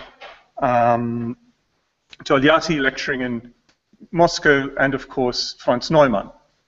And it's then put together in a much more conservative neoliberal guise in the 1950s by C.J. Friedrichs, Popper. They all seem to be Austrians. Who's the last one? I was trying to think of Hayek, of course. And the alternative, the implicit alternative, is of course a neoliberal view of the market and a very gendered version of male creativity. You know, what it is that it is to be creative or what it is to be free. I mean, those are the alternatives to freedom. And what's interesting about this reemergence of a political interpretation is, of course, it's also a psychological one. That their model of what it is to be a totalitarian subject is that you can't escape it because you are so alienated and all the bonds of social trust are so broken down that there is no possibility for creativity. And so it's a very gendered version of male creativity to begin with, but it's also a very bleak version of psychological escape or psychological entrapment, which is still there even in what's meant to be a non-psychological point of view. The thing that I was left wondering is, okay, if the beginning and end of this story is political, and the interest in psychology, either through psychoanalysis or through anthropology, is really quite brief, why are they interested in it at all? You know, why does it have this brief period of real influence? And I think the answer has to lie in the war. It lies in what was distinct about the Second World War. And especially in its second half, there was no way of knowing on the Allied side at what point Germany would capitulate.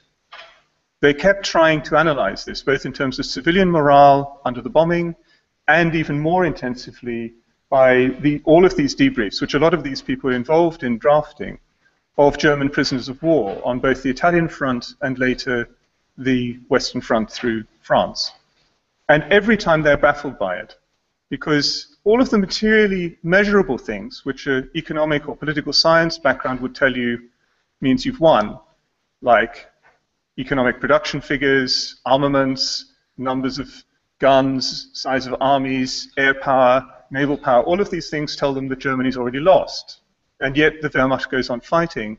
And as late as November 1944, Eisenhower and the Supreme Allied Headquarters are talking about a crisis of the failure to break the Wehrmacht's will to resist. And they call in the psychological war experts. They want an explanation, and they can't get one. And I think it's this intense encounter with something which is unmeasurable by any quantifiable means that produces the need for psychological explanations. And I don't think it's an accident that it then gets redeployed in other conflict zones, like the Mau Mau in Kenya, or as soon as we start talking a bit in more recent times about so-called war on terror. So I think there is an interesting connection between violent conflict, especially on a mass scale, and this reach towards a kind of black box, a realization that conventional economic and political theory won't give you answers to the questions that you're suddenly facing. And I think that's itself very interesting, because it suggests that once that problem's gone away, then you can go back to the normal political science models that you used before the war. But of course, there's always the danger that they won't tell you what you need to know. I just wanted to open that up for discussion. I don't have anything more to say now. Thanks.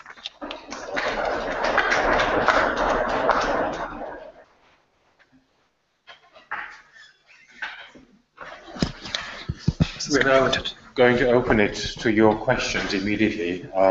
As this is meant to be on YouTube, and we've only got one microphone to go around, we'll collect a few questions from the floor, and then the panel will have to answer them from where I am standing, so everybody in the world can hear us. Questions? Ganz oben.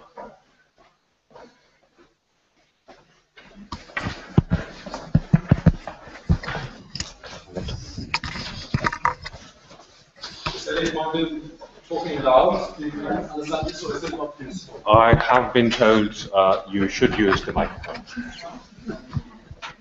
Not authoritarian structures.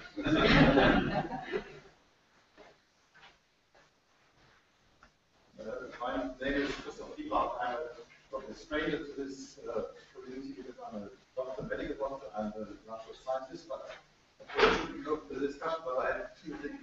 Both the talks are very dear to me, and I have 3 points. I will also have a medical perspective, and I apologize for using the right terminology. And for the last book of the brain motion, I could just say the Gehirnwäsche, there is Gehirnwäsche in German, but probably brainstorming has not caught on. Gehirnsturm or whatever. But on a more serious level, but first of all, I took up your tripod of diagnosis and treatment, and the treatment as a doctor, of course, I was taught the German Constitution in the first sentence with its dignity sentence. That was something very special in Germany, and that is a sort of treatment I was taught. And that is probably a way of treating the Germans, probably not in a psychological way, but anyway, on the whatever cultural way, perhaps you could expand on that, whether that is the subject of research. And on the second talk, I wanted to introduce the Rothschild related to the very epitome of German soul is one of Goethe's sentences, two souls live in my breast, or translated two hearts beat in my breast. And isn't that something that could be taken on as a starting point for analyzing what Tacitus has done in that way to analyze the German psyche, to say that is something psychiatric in the interest of psychology of the German self. Thank you.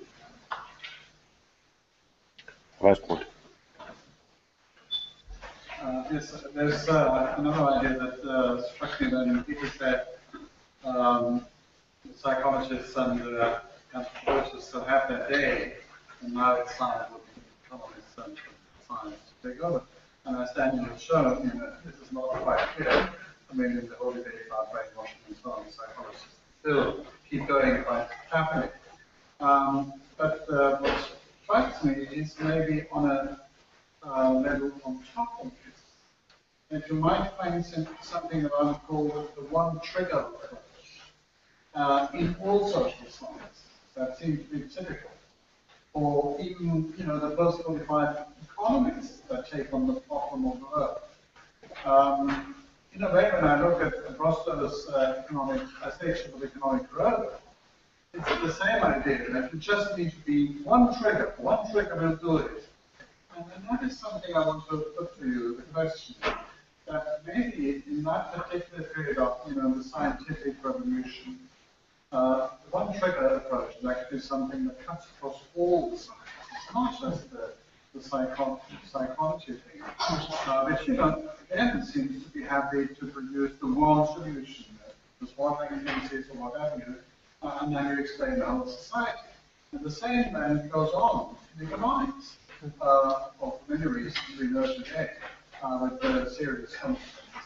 As you know, in Rostow's case, it was an anti-communist manifesto, and so it was in the brainwashing period, because it was all about anti-communism.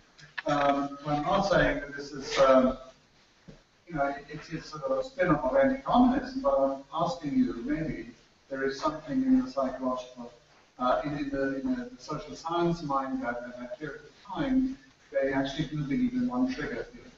Later on, that is just no longer possible.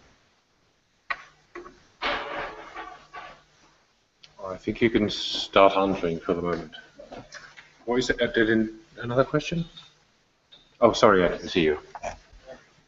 I was wondering if it's possible to say that ideology can be in as a kind of explanation for certain kinds of, let's say, fanatical behavior or something. And, saying that to the theory of history for some people, the age of ideology, I think it's kind of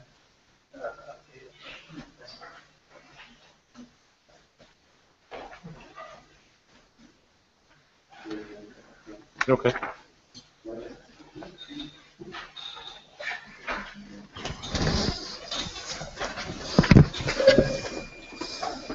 Well, thank you for these great questions.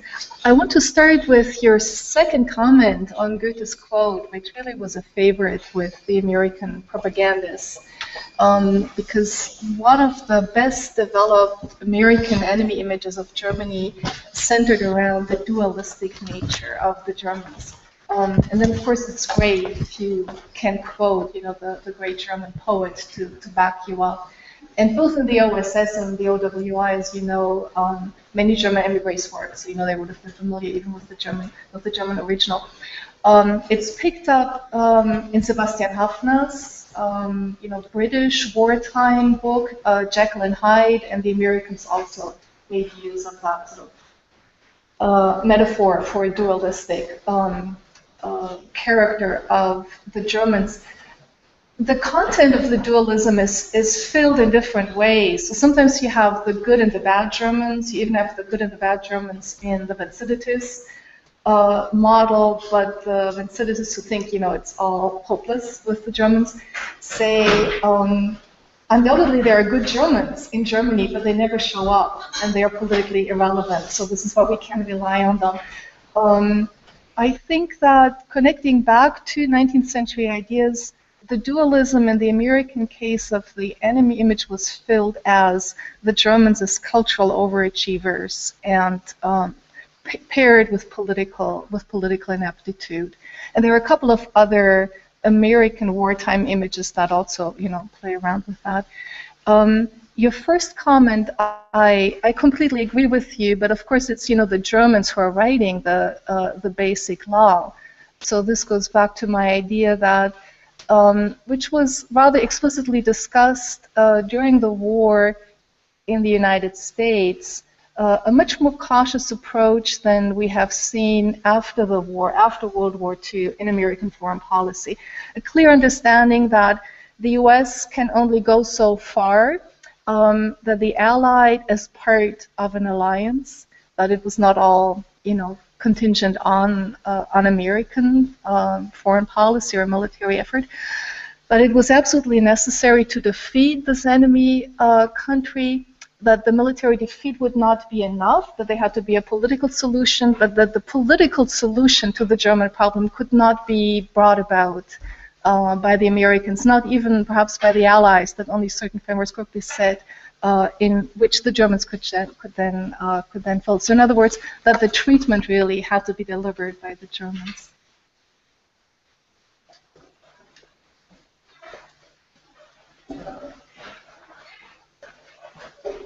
Yeah, those are some very fertile comments from the floor, and I'm going to try to put them together with Nick's also very helpful comments, and to try to make some clearer distinctions. So I was arguing for a de-psychologizing between the war and the Cold War, but that does not mean that the sciences become less important. What it means is they become less important for international relations. That is, the idea that you can use psychology to understand the differences between the nations. And I think Nick is absolutely right to say that you have to ask, why did that idea that psychology could be used to understand the difference between the nations, why does that happen during the war? And I absolutely agree. I think it's actually a rather brilliant observation that it was the failure of the economists to explain why the Germans and the Japanese had not surrendered after they'd been bombed to smithereens did give a tremendous impetus. There are two big initiatives taken in the US and the UK in 44 and 45. There's the strategic bombing surveys, which are both of Germany and of Japan, and they're precisely trying to answer this question. And they bring all the economists together and they say, well, what do we have to do to bomb these people into submission? And actually, they come up with totally useless answers. And then they set up something called the Foreign Morale Analysis Division. And why are people not surrendering even though they've been bombed to smithereens? And that's what brings the psychologists and anthropologists into the center of the discussion. I think there are other factors as well, such as the fact that you're exposed to a wide variety of cultures that you don't know anything about, and there are no economists that can help you with it, like Burma or Thailand or Indonesia or God knows South Pacific Islands. But I do think that that's a very good question. The sciences don't go away. They become more important, but they become important in this universalistic context, where, again, Nick used the word situational. That's one way of terming it. Universalistic, another, that we're all basically the same. We've got these same brains, and so we can develop techniques that will work on anyone. And that's why Daniel's project is, I think, a very fertile one, but I think it's taking place in a different context than in the 1940s. I think I would also say, I think we as historians have to be modest and say that economists have won lots of battles in the second half of the 20th century that we lost, and the social sciences, the other social sciences lost. And I think we do have to be a little bit inquisitive as to why that was. And I do think that there is partly an answer here, that the neoliberal economics and also some earlier versions, modernization theory, that were very powerful in the 50s and 60s, those economistic visions rely on a very simple and universalistic psychology. They do have a psychology, but that's not what they principally rely upon. They rely upon certain mechanisms for triggering economic growth. And the assumption is that obviously psychological factors are important in triggering economic growth. But the assumption is that if you can trigger economic growth in non-psychological ways, people's psyches will change.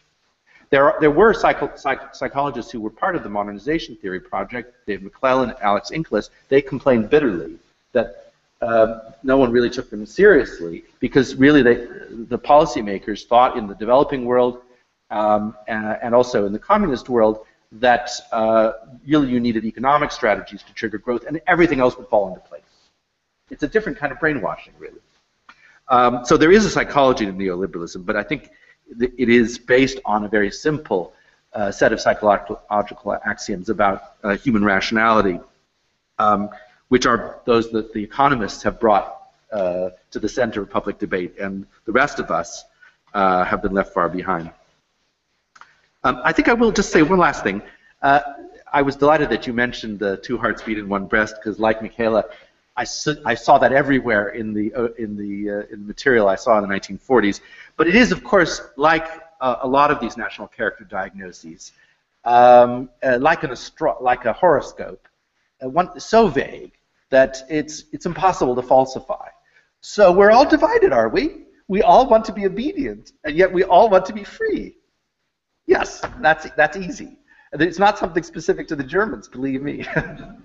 But it seemed very convenient. Oh, Goethe said it. It's everywhere in German literature. It must be something special to the Germans. And no doubt if we thought for 10 seconds we could find some line from Shakespeare or from Racine or from Gorky or whatever, which would say exactly the same thing.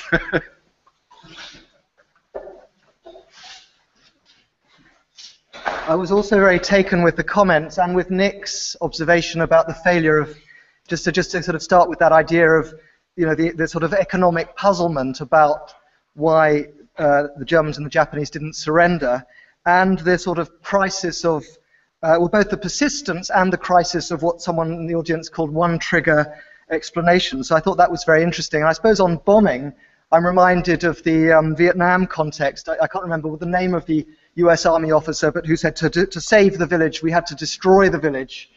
You know, but that sort of notion, I suppose, which, you know, one thinks about the current bombing campaign that's going on in the Middle East, and one has to be rather skeptical about those dreams about what you can do through bombing. But I think the idea, you know, that there are a series of different sort of monolithic so-called solutions, and that there's this psychologism, and then the sort of the idea of a sort of economic explanation, and that each of these runs into huge difficulty is a very interesting and fruitful line of thought. I just wanted to say on brainwashing in the 50s that perhaps I should have also made clear that although I think Nick's right that in a way it purports to be a solution to a sort of conceptual problem where an existing paradigm has in a way disintegrated. In another way, it too immediately runs into difficulties, and almost as soon as the word is coined in 1950 by a Miami-based journalist with links to the CIA, Edward Hunter,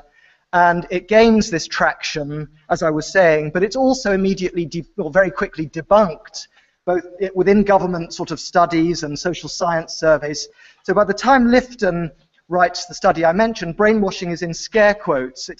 He wants to talk about it, but he also wants to problematize it, because the idea that free will simply collapses and you become a sort of zombie-like automaton, that doesn't really work either as an explanation. But I think the idea, you know, I think there is something to what's being said, and I suppose, you know, what you were saying about the one trigger explanation and the rise of economic thinking is also very interesting, because I was thinking of the end of history thesis as well. That's now seems so absurd, but you know, that is also in the end also a psychological theory about, in the end, what we are all likely to believe in, and the crisis. So one could maybe trace a longer history of the crisis of these, in the end, rather reductive explanations. And finally, I just want to say, just as a counter to that idea that the psychologists were all committed to a one-trigger solution, to say that at their best, the wartime psychoanalysts and psychiatrists were very committed, actually,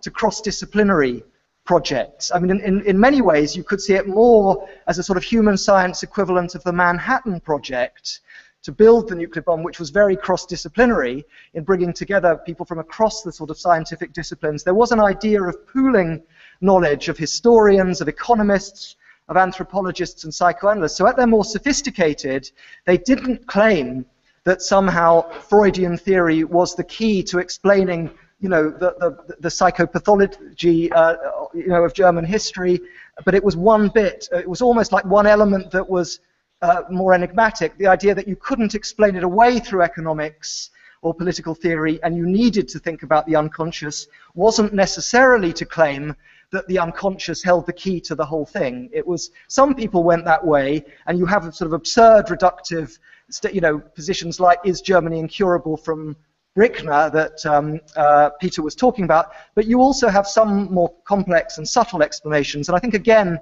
there's a kind of condescension of posterity. There's often an assumption that they were all very naive and simplistic in the 1940s. Actually, I think that too is a simplification of what were often quite complex and variegated debates.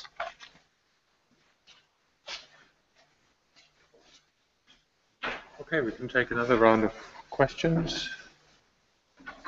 Perhaps I can start with one. I don't know whether you can actually answer it, or someone from the audience. How we've only looked at Germany from outside through the eyes of the psychologist. I just wonder how the Germans, what role psychology played in that context of either foreign relations, or, and that would be the other part, of self-understanding of the German society. It may, and this may connect with actually the personnel you're talking about, and that would be a sort of second question I would like to address: how far the biography of these persons helps in explaining the need for either cultural relativism or whatever the pattern is that you've been talking about. So it's a double-sided question, perhaps part of it to the audience, as far as you haven't looked at German psychologists, but that would be a double-sided question I would like to ask. Are there any more questions before we... Okay, you can add the question to the audience, but I'll have Monika Wienfort first. Yes, thank you so much for the fascinating talks. I wonder whether you could talk a little bit more about measuring the influences of all these kind of ideas these psychologists brought into the discussion. Is there any chance, do you see any methodological approach to measure, for example, the influence on on America's foreign policy?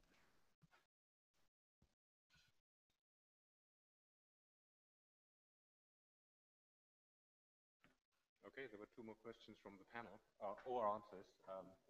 Go ahead. Can I just add a postscript to your question?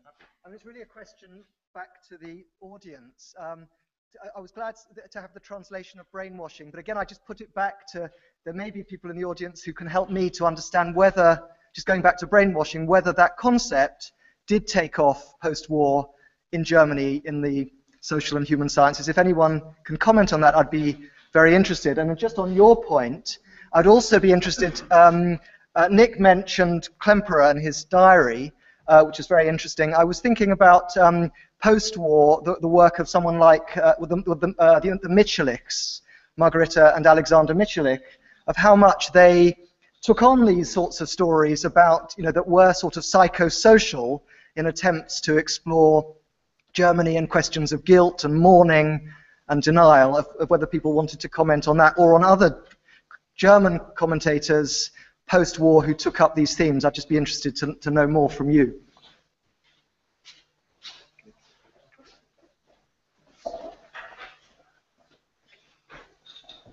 Yes, this probably isn't directly relevant, but I was entranced by Johannes' question about, you know, what did Germans make of their own psychology in the war, and the most interesting answers at the time, and certainly the most critical, are voiced by the Catholic Church and by the Sicherheitsdienst der SS, which of course collects the Stimmungsberichte on a weekly basis until late 1944.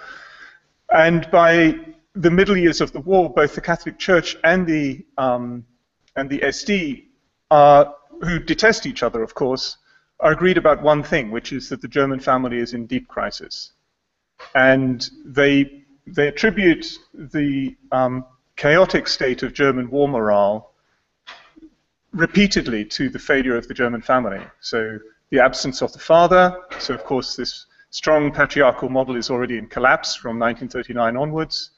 And even more disturbingly, by April 1944, the SD writes a very, very long and very tendentious report about the sexuality of German women during the war, where they're terribly worried about how many affairs married women are having, how promiscuous German society is becoming. This is clearly a terrible state of national collapse. And what do they recommend? In fact, exactly the same sort of measures as the Catholic Church, namely we should sexualize modern life less in the illustrated press and in the movies. You know, we should just be a bit more puritanical. And there is a hilarious quality to reading these different reports, where the Allied reports are always about how undefeatable the Germans are, and the German reports are always about how defeated the Germans are. And clearly they're actually describing some of the same people, but the categories are quite different. And yet they circle around exactly the same obsessions with sexuality, the family, correct upbringing of children, and a sort of normative version of how do you impart social values. And they're all obsessed with the same key characteristics.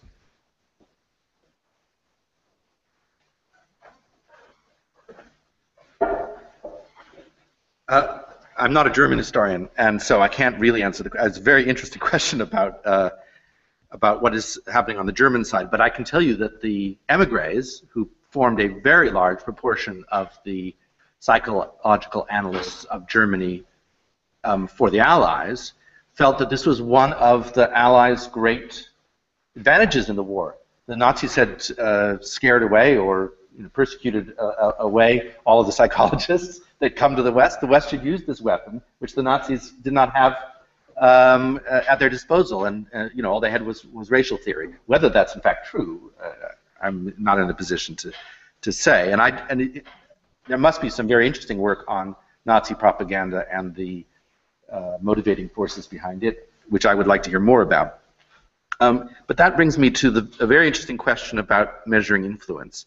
And I think that just as Nick said, the war brought in some very special circumstances. I think that propaganda analysis, which was the technical term for this kind of measuring of influence, was at something of a peak in the 1940s. There was something called the Institute of Propaganda Analysis, which was a civilian institute, which was anti-propaganda, but which was very, very sensitive about how do you measure the impact of these kinds of techniques. And both Mountbatten's headquarters in Ceylon and Eisenhower's headquarters in North Africa had huge psychological warfare divisions comprised of quantitative social scientists whose job was to work out what has been the effect of some of these very subtle psychological techniques. And that's very difficult to do, but they felt because the economists could do it, that they ought to be able to do it too. Those efforts, I think, also fell into abeyance after the war. For example, you get a bifurcation in the study of radio and television between, on the one hand, people who just want to measure the effect of radio and television for commercial purposes. And the propaganda analysis people, they all go to work for the broadcast networks and the ratings companies like the Nielsen company. And they do something very simple. They just say how many people watch this program and how many people buy this product.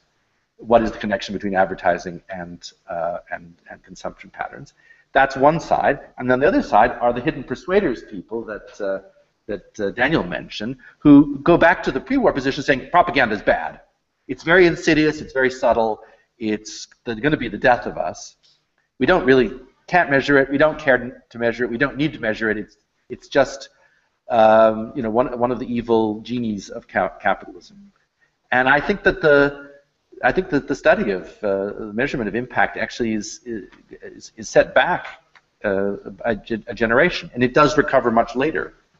But it's at something of a peak in the 1940s for the reasons that we've been discussing.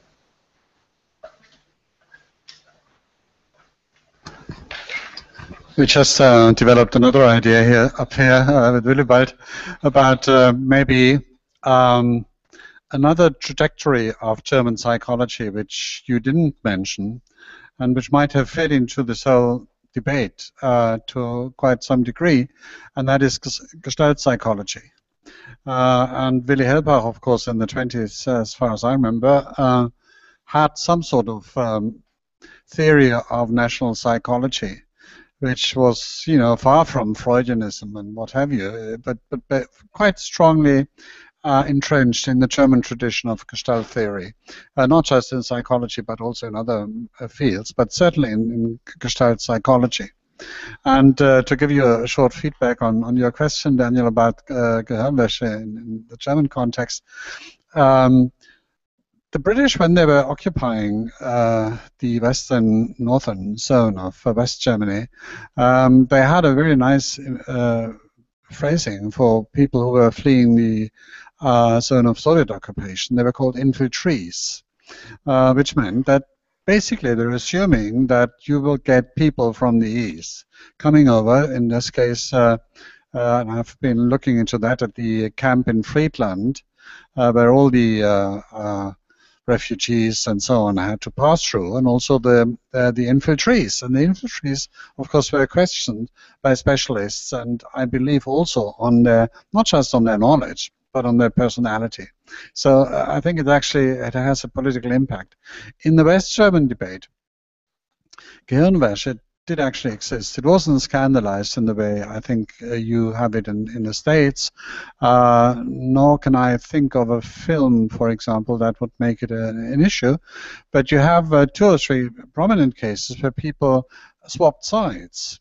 For example, John, who was the head of the West German intelligence service in the, I can't remember exactly when, in the 50s, and he disappeared into the East, and then, you know, information came out of the East, how he complained about the way in which the West German state organized the controls and so on.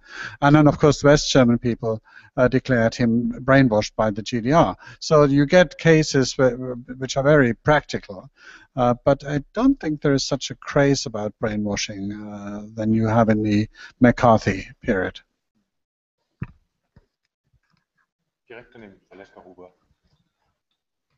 Yes, thank you very much. This was very inspiring and interesting.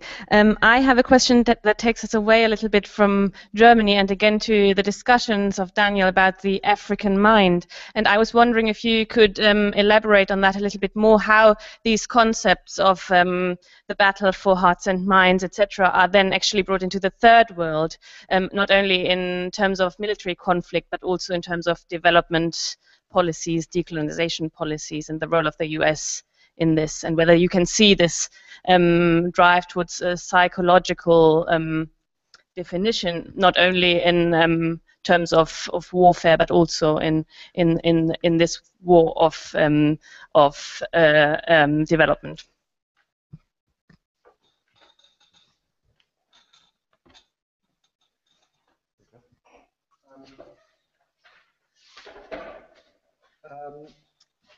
Well, it's all work still to do, so I don't have a good answer to that. But on the African mind, Caroline Elkin's book is really interesting on this. I mean, both the horrors of what the British actually did, I mean, in terms of torture and the systematic torture in these so-called screening centres to try to break the will of the supporters of the Mau Mau, but also then in re-education, so-called re-education centres or rehabilitation centres.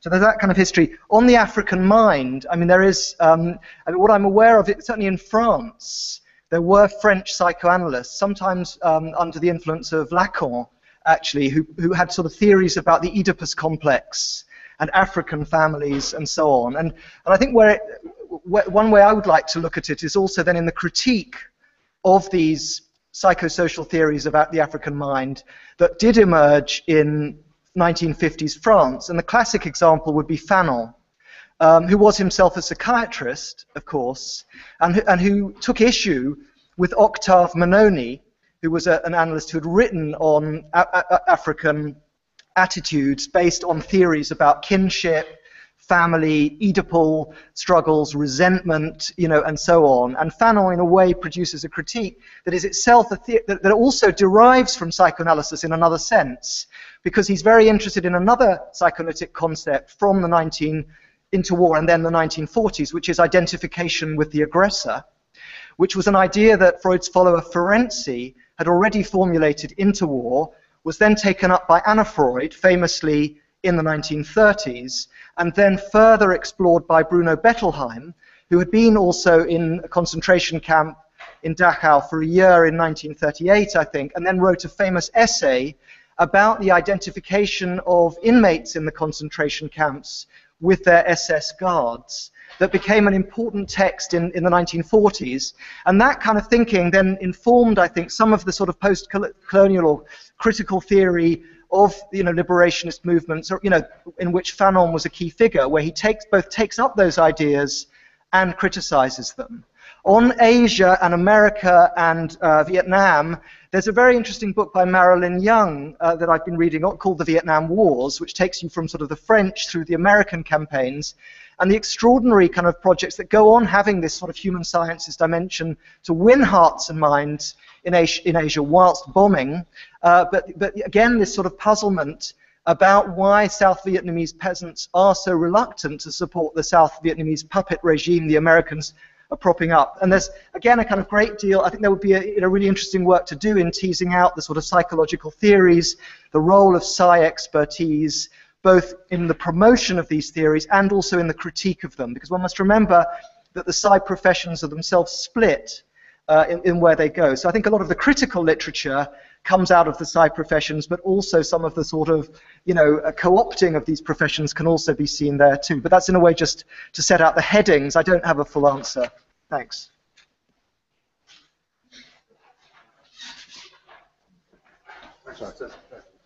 Just to take up those 2 points, I'm very glad you mentioned Gestalt. You're quite right. I didn't talk about it. I have written actually extensively about this, because they are precisely reaching fruition in their German and Austrian heartlands at the time of the Nazi seizure of power, and most of them leave, and they take up positions in American universities, and they are absolutely at the heart of these analyses of German national character in a non-Freudian way. Kurt Lewin is the one who is most prominent. Although after the war, they have more of an effect in reorienting cognitive psychology around small group dynamics and basic universal processes again. And it doesn't have the relativist impact that it did in the 30s and 40s. There's a very good article I can recommend on the diaspora of the Gestalt psychologists, which was written by 2 psychologists in the late 1960s, which argued that they were incredibly important for the development of mainline cognitive psychology after the war in the United States. And that article happens to be written by 2 people with the surname Mandler, my parents, who were both taught by Gestalt psychologists in the US in the 40s. Just another word of caution about the psi sciences and development in the third world. Yes, there are lots of examples of psychologists involved in counterinsurgency campaigns. Mau Mau, Vietnam, Malaya. But the counterinsurgency world in general thinks that the psychological techniques applied in the 50s and 60s were very crude and very inadequate compared to how good they were in the 40s. That's what they say themselves. Now, you don't have to believe them, but there's a lot of envy of the sophistication of psychological techniques in counterinsurgency in the Second World War. And I do think that this is partly, again, this very simplistic psychology that modernization theory encourages is partly to blame. As I mentioned earlier, there were psychologists associated with the modernization movement, especially Dave McClelland, who had this way of measuring achievement. How can you encourage developing countries to grow by themselves? Well, you have to make them all into entrepreneurs. And he had an elaborate scheme which involved education and stimulus of capitalist enterprise and so on. And he complained all the time that the economists who ran these modernization programs paid no attention to him. They just poured money into these developing economies, and of course this money was largely siphoned off by kleptocrats and corrupt political elites. And people like McClellan would wave their hands and say, "You see this? It's not working. Stop it." There was a general economistic assumption that everyone wanted to grow, and they would just do it as long as you gave them the facilities to do it. And I think the psychology in the international development world in the 50s and 60s plays second, third, fourth place to especially the economists and also the political scientists.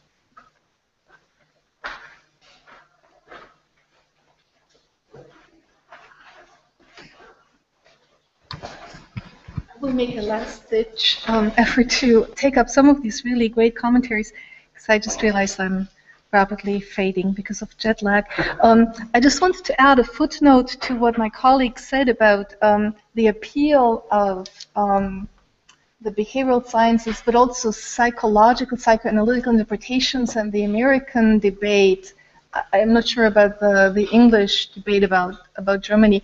I think it really begins much earlier, already in the 30s. So it's not only in the context of the morale is not breaking of the Germans. That was a very acute problem, obviously, for warfare. But I think it starts in the 30s. And I have in mind so many quotes from the American context that refer to the outrageousness of Nazi ideology, both the ideas, but then also beginning the implementation, really, of the Nazi dystopia. The outrageousness, this being beyond belief, this not being rational, being completely irrational. One turns to the sciences that are, professionally, scientifically trained in irrationality, and you really see an upsurge in the sort of general appeal in the U.S. Of psychoanalytical and psychiatric explanation in late '42, which is when the first confirmed information of the genocide reaches both England and the United States. But that just as a footnote. I was really, what Nick said, I think, resonated in some of the other comments, namely that in part there were very disturbing insights and conclusions that were reached at the end of World War II, as in that people may have chosen this ideology, that it was not, to which then brainwashing would be, trying to overcome that one more time, which also goes back to Michael's question about, do we have to take ideology seriously? And I think this for me was captured in Tony Zender's quote, in which he says, you have to choose between fascism and democracy, and it entails a certain behavior, including a political behavior. So she's advocating a softer treatment of Germany in this immediate context. She says you cannot oppress and enslave people. You cannot exercise revenge if you're a Democrat. You can only do that if you're a fascist. But I think in this quote of you have a choice before you, she's actually addressing both her fellow Germans and Americans. So this is actually a choice that every person has to make. She's not really talking to only Americans or Germans. And with regard to the winning the hearts and minds question that was asked, I think that Peter is quite right that the universalism, and especially the American universalism, which has always been a part of American nationalism, the way Americans think about themselves, but especially prevalent in U.S. foreign policy, completely takes over. Universalism, including universalist psychological assumptions, are the mainstay of modernization theory. This this approach will fit all. So it's very much universalism, and universalist assumptions are very much part of American foreign policy, foreign policy ideas, and American nationalist thinking. And then, as a result, stands in the way of American foreign policy makers. Think of Robert McNamara in the context of the Vietnam War, of recognizing and acknowledging the nationalism of other people, including, you know, the North Vietnamese communist, nationalist, patriotic appeal of the North Vietnamese fight.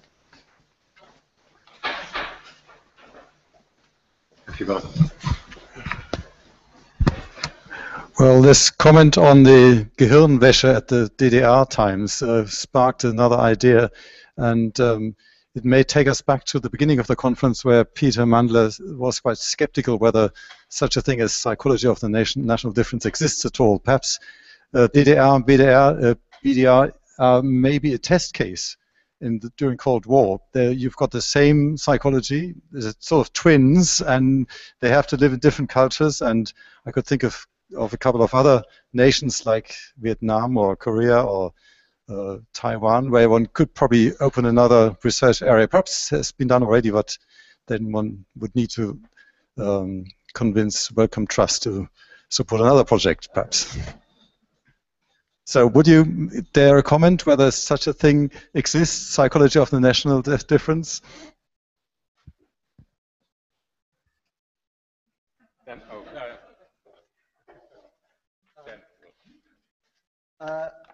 I wanted to link that with the point that was made about situation, which you could say on a grand scale, if you have, you know, North Korea and South Korea, or East Germany, West Germany, there might have been social scientists attempting to sort of tease out these differences. But I want to introduce another concept that links, Peter mentioned Kurt Lewin as an emigre to the US in the 1930s, who became a very influential figure in social psychology. And that's a term we haven't really used. We've talked about individuals, and we've talked about nations, and we've talked about universalism. An intermediate term are groups, which I think became an object of study in new ways through psychoanalysis and through other forms of psychological theory, as Peter was mentioning, in the 30s and the 40s. And the origins of group therapy in the way that we come to know it now lies really in the 1940s. With various key experiments, many of them military, with soldiers, with sort of psychologically traumatized soldiers, to work in groups and to see what could be done. But there were also experimental projects with groups, not on the sort of scale of, you know, whole populations, but of taking groups and subjecting them to different kinds of authority structure in observational experimental situations. And Lewin was a pioneer of this in the US, where he would where he did experiments in Iowa with children's clubs, kind of social clubs, where they would have observers observing the behavior of children under a kind of more democratic, sort of easygoing structure of authority in these clubs, a more authoritarian dictatorial structure, or a laissez-faire capitalist structure, and then setting the children tasks to see how well they could perform them, and exploring how well people could work together, and so on. So there was a kind of whole tradition of observational work with groups. In Britain, there were these group experiments in the 40s that became famous, known as the Northfield experiments, in which a number of psychoanalysts, including Wilfred Bion and John Rickman, participated, as well as the theorist of civilization and barbarism, Norbert Elias, who wrote The Civilizing Process, who became a great kind of advocate of group therapy post-war. So, and of course, in the denazification projects, in which a number of analysts, both British and American, participated, such as and psychotherapists such as Henry Dix from Britain and David Levy, a New York psychiatrist, there were these projects to observe people in groups, where you would have week-long programs of sort of where you didn't just ask someone what did they believe in Nazism, or look at their party record and so on, but you would observe people's conduct over the sort of extended period of time to see how cooperative people were, how their capacity to tolerate contradictions, how much they were slavishly obeying new authorities, the British, in this new power structure, as opposed to having the capacity to be more individualistic, and so on. So there were great hopes for group observation, both as therapeutic tool and as a kind of screening device in the 1940s that also persisted into the 50s.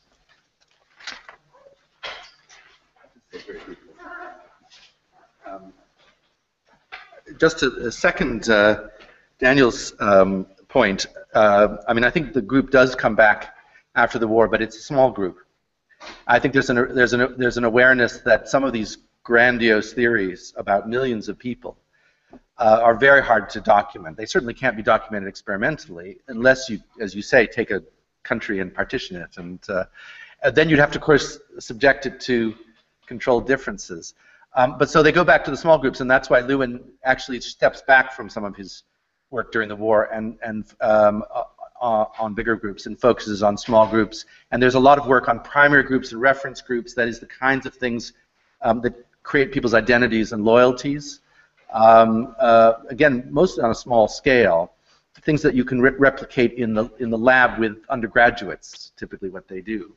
And it made a lot of progress, but I think it again reflects the greater modesty of psychology in the 50s and 60s. There was another émigré psychologist, Walter Mischel, who's still trucking away at 85. He's just come out with a new book on the marshmallow test, which is the test about if you expose small children to the temptation to take marshmallows out of a bowl, does their willingness to deny themselves immediate gratification show some strength of character, which will then later lead to capitalist achievement in old age.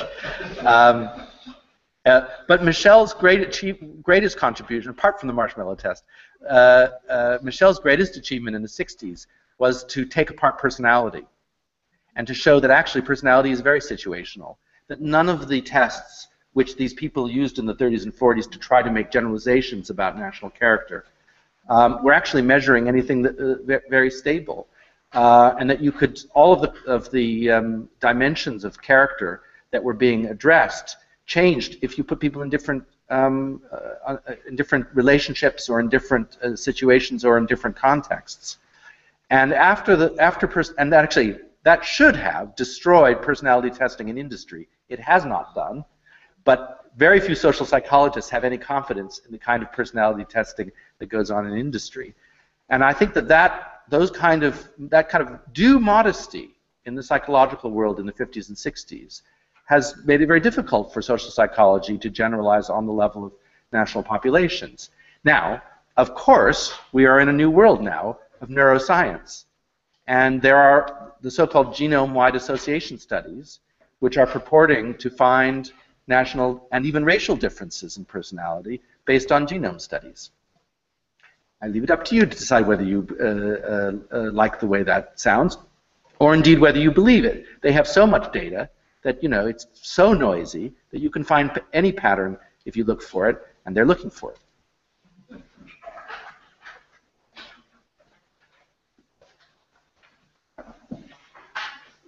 Well, I think we can conclude this panel. Let me say that I found it very fruitful. Perhaps starting with a slightly ironic point of view, it may be that you've discovered the situational aspect of psychology because you are historians and contextualizing things. There may be something that is very dear to all our hearts as far as we are historians. I found it very fruitful to put together questions of foreign and international relations and the history of psychology. This is something neither the historians of psychology and particularly not historians of international relations normally would do. And I think that has brought out a number of various good points. I think we could probably take this further in terms of looking at international relations by questioning and asking in a situational way and in a historical way the question of emotions in international relations. We always find it in historians' texts. London was angry, Istanbul was furious. That is household psychology. It's not historical study. So I think there's a way to go further. And I think further questions were thrown up, particularly by the questions we couldn't answer.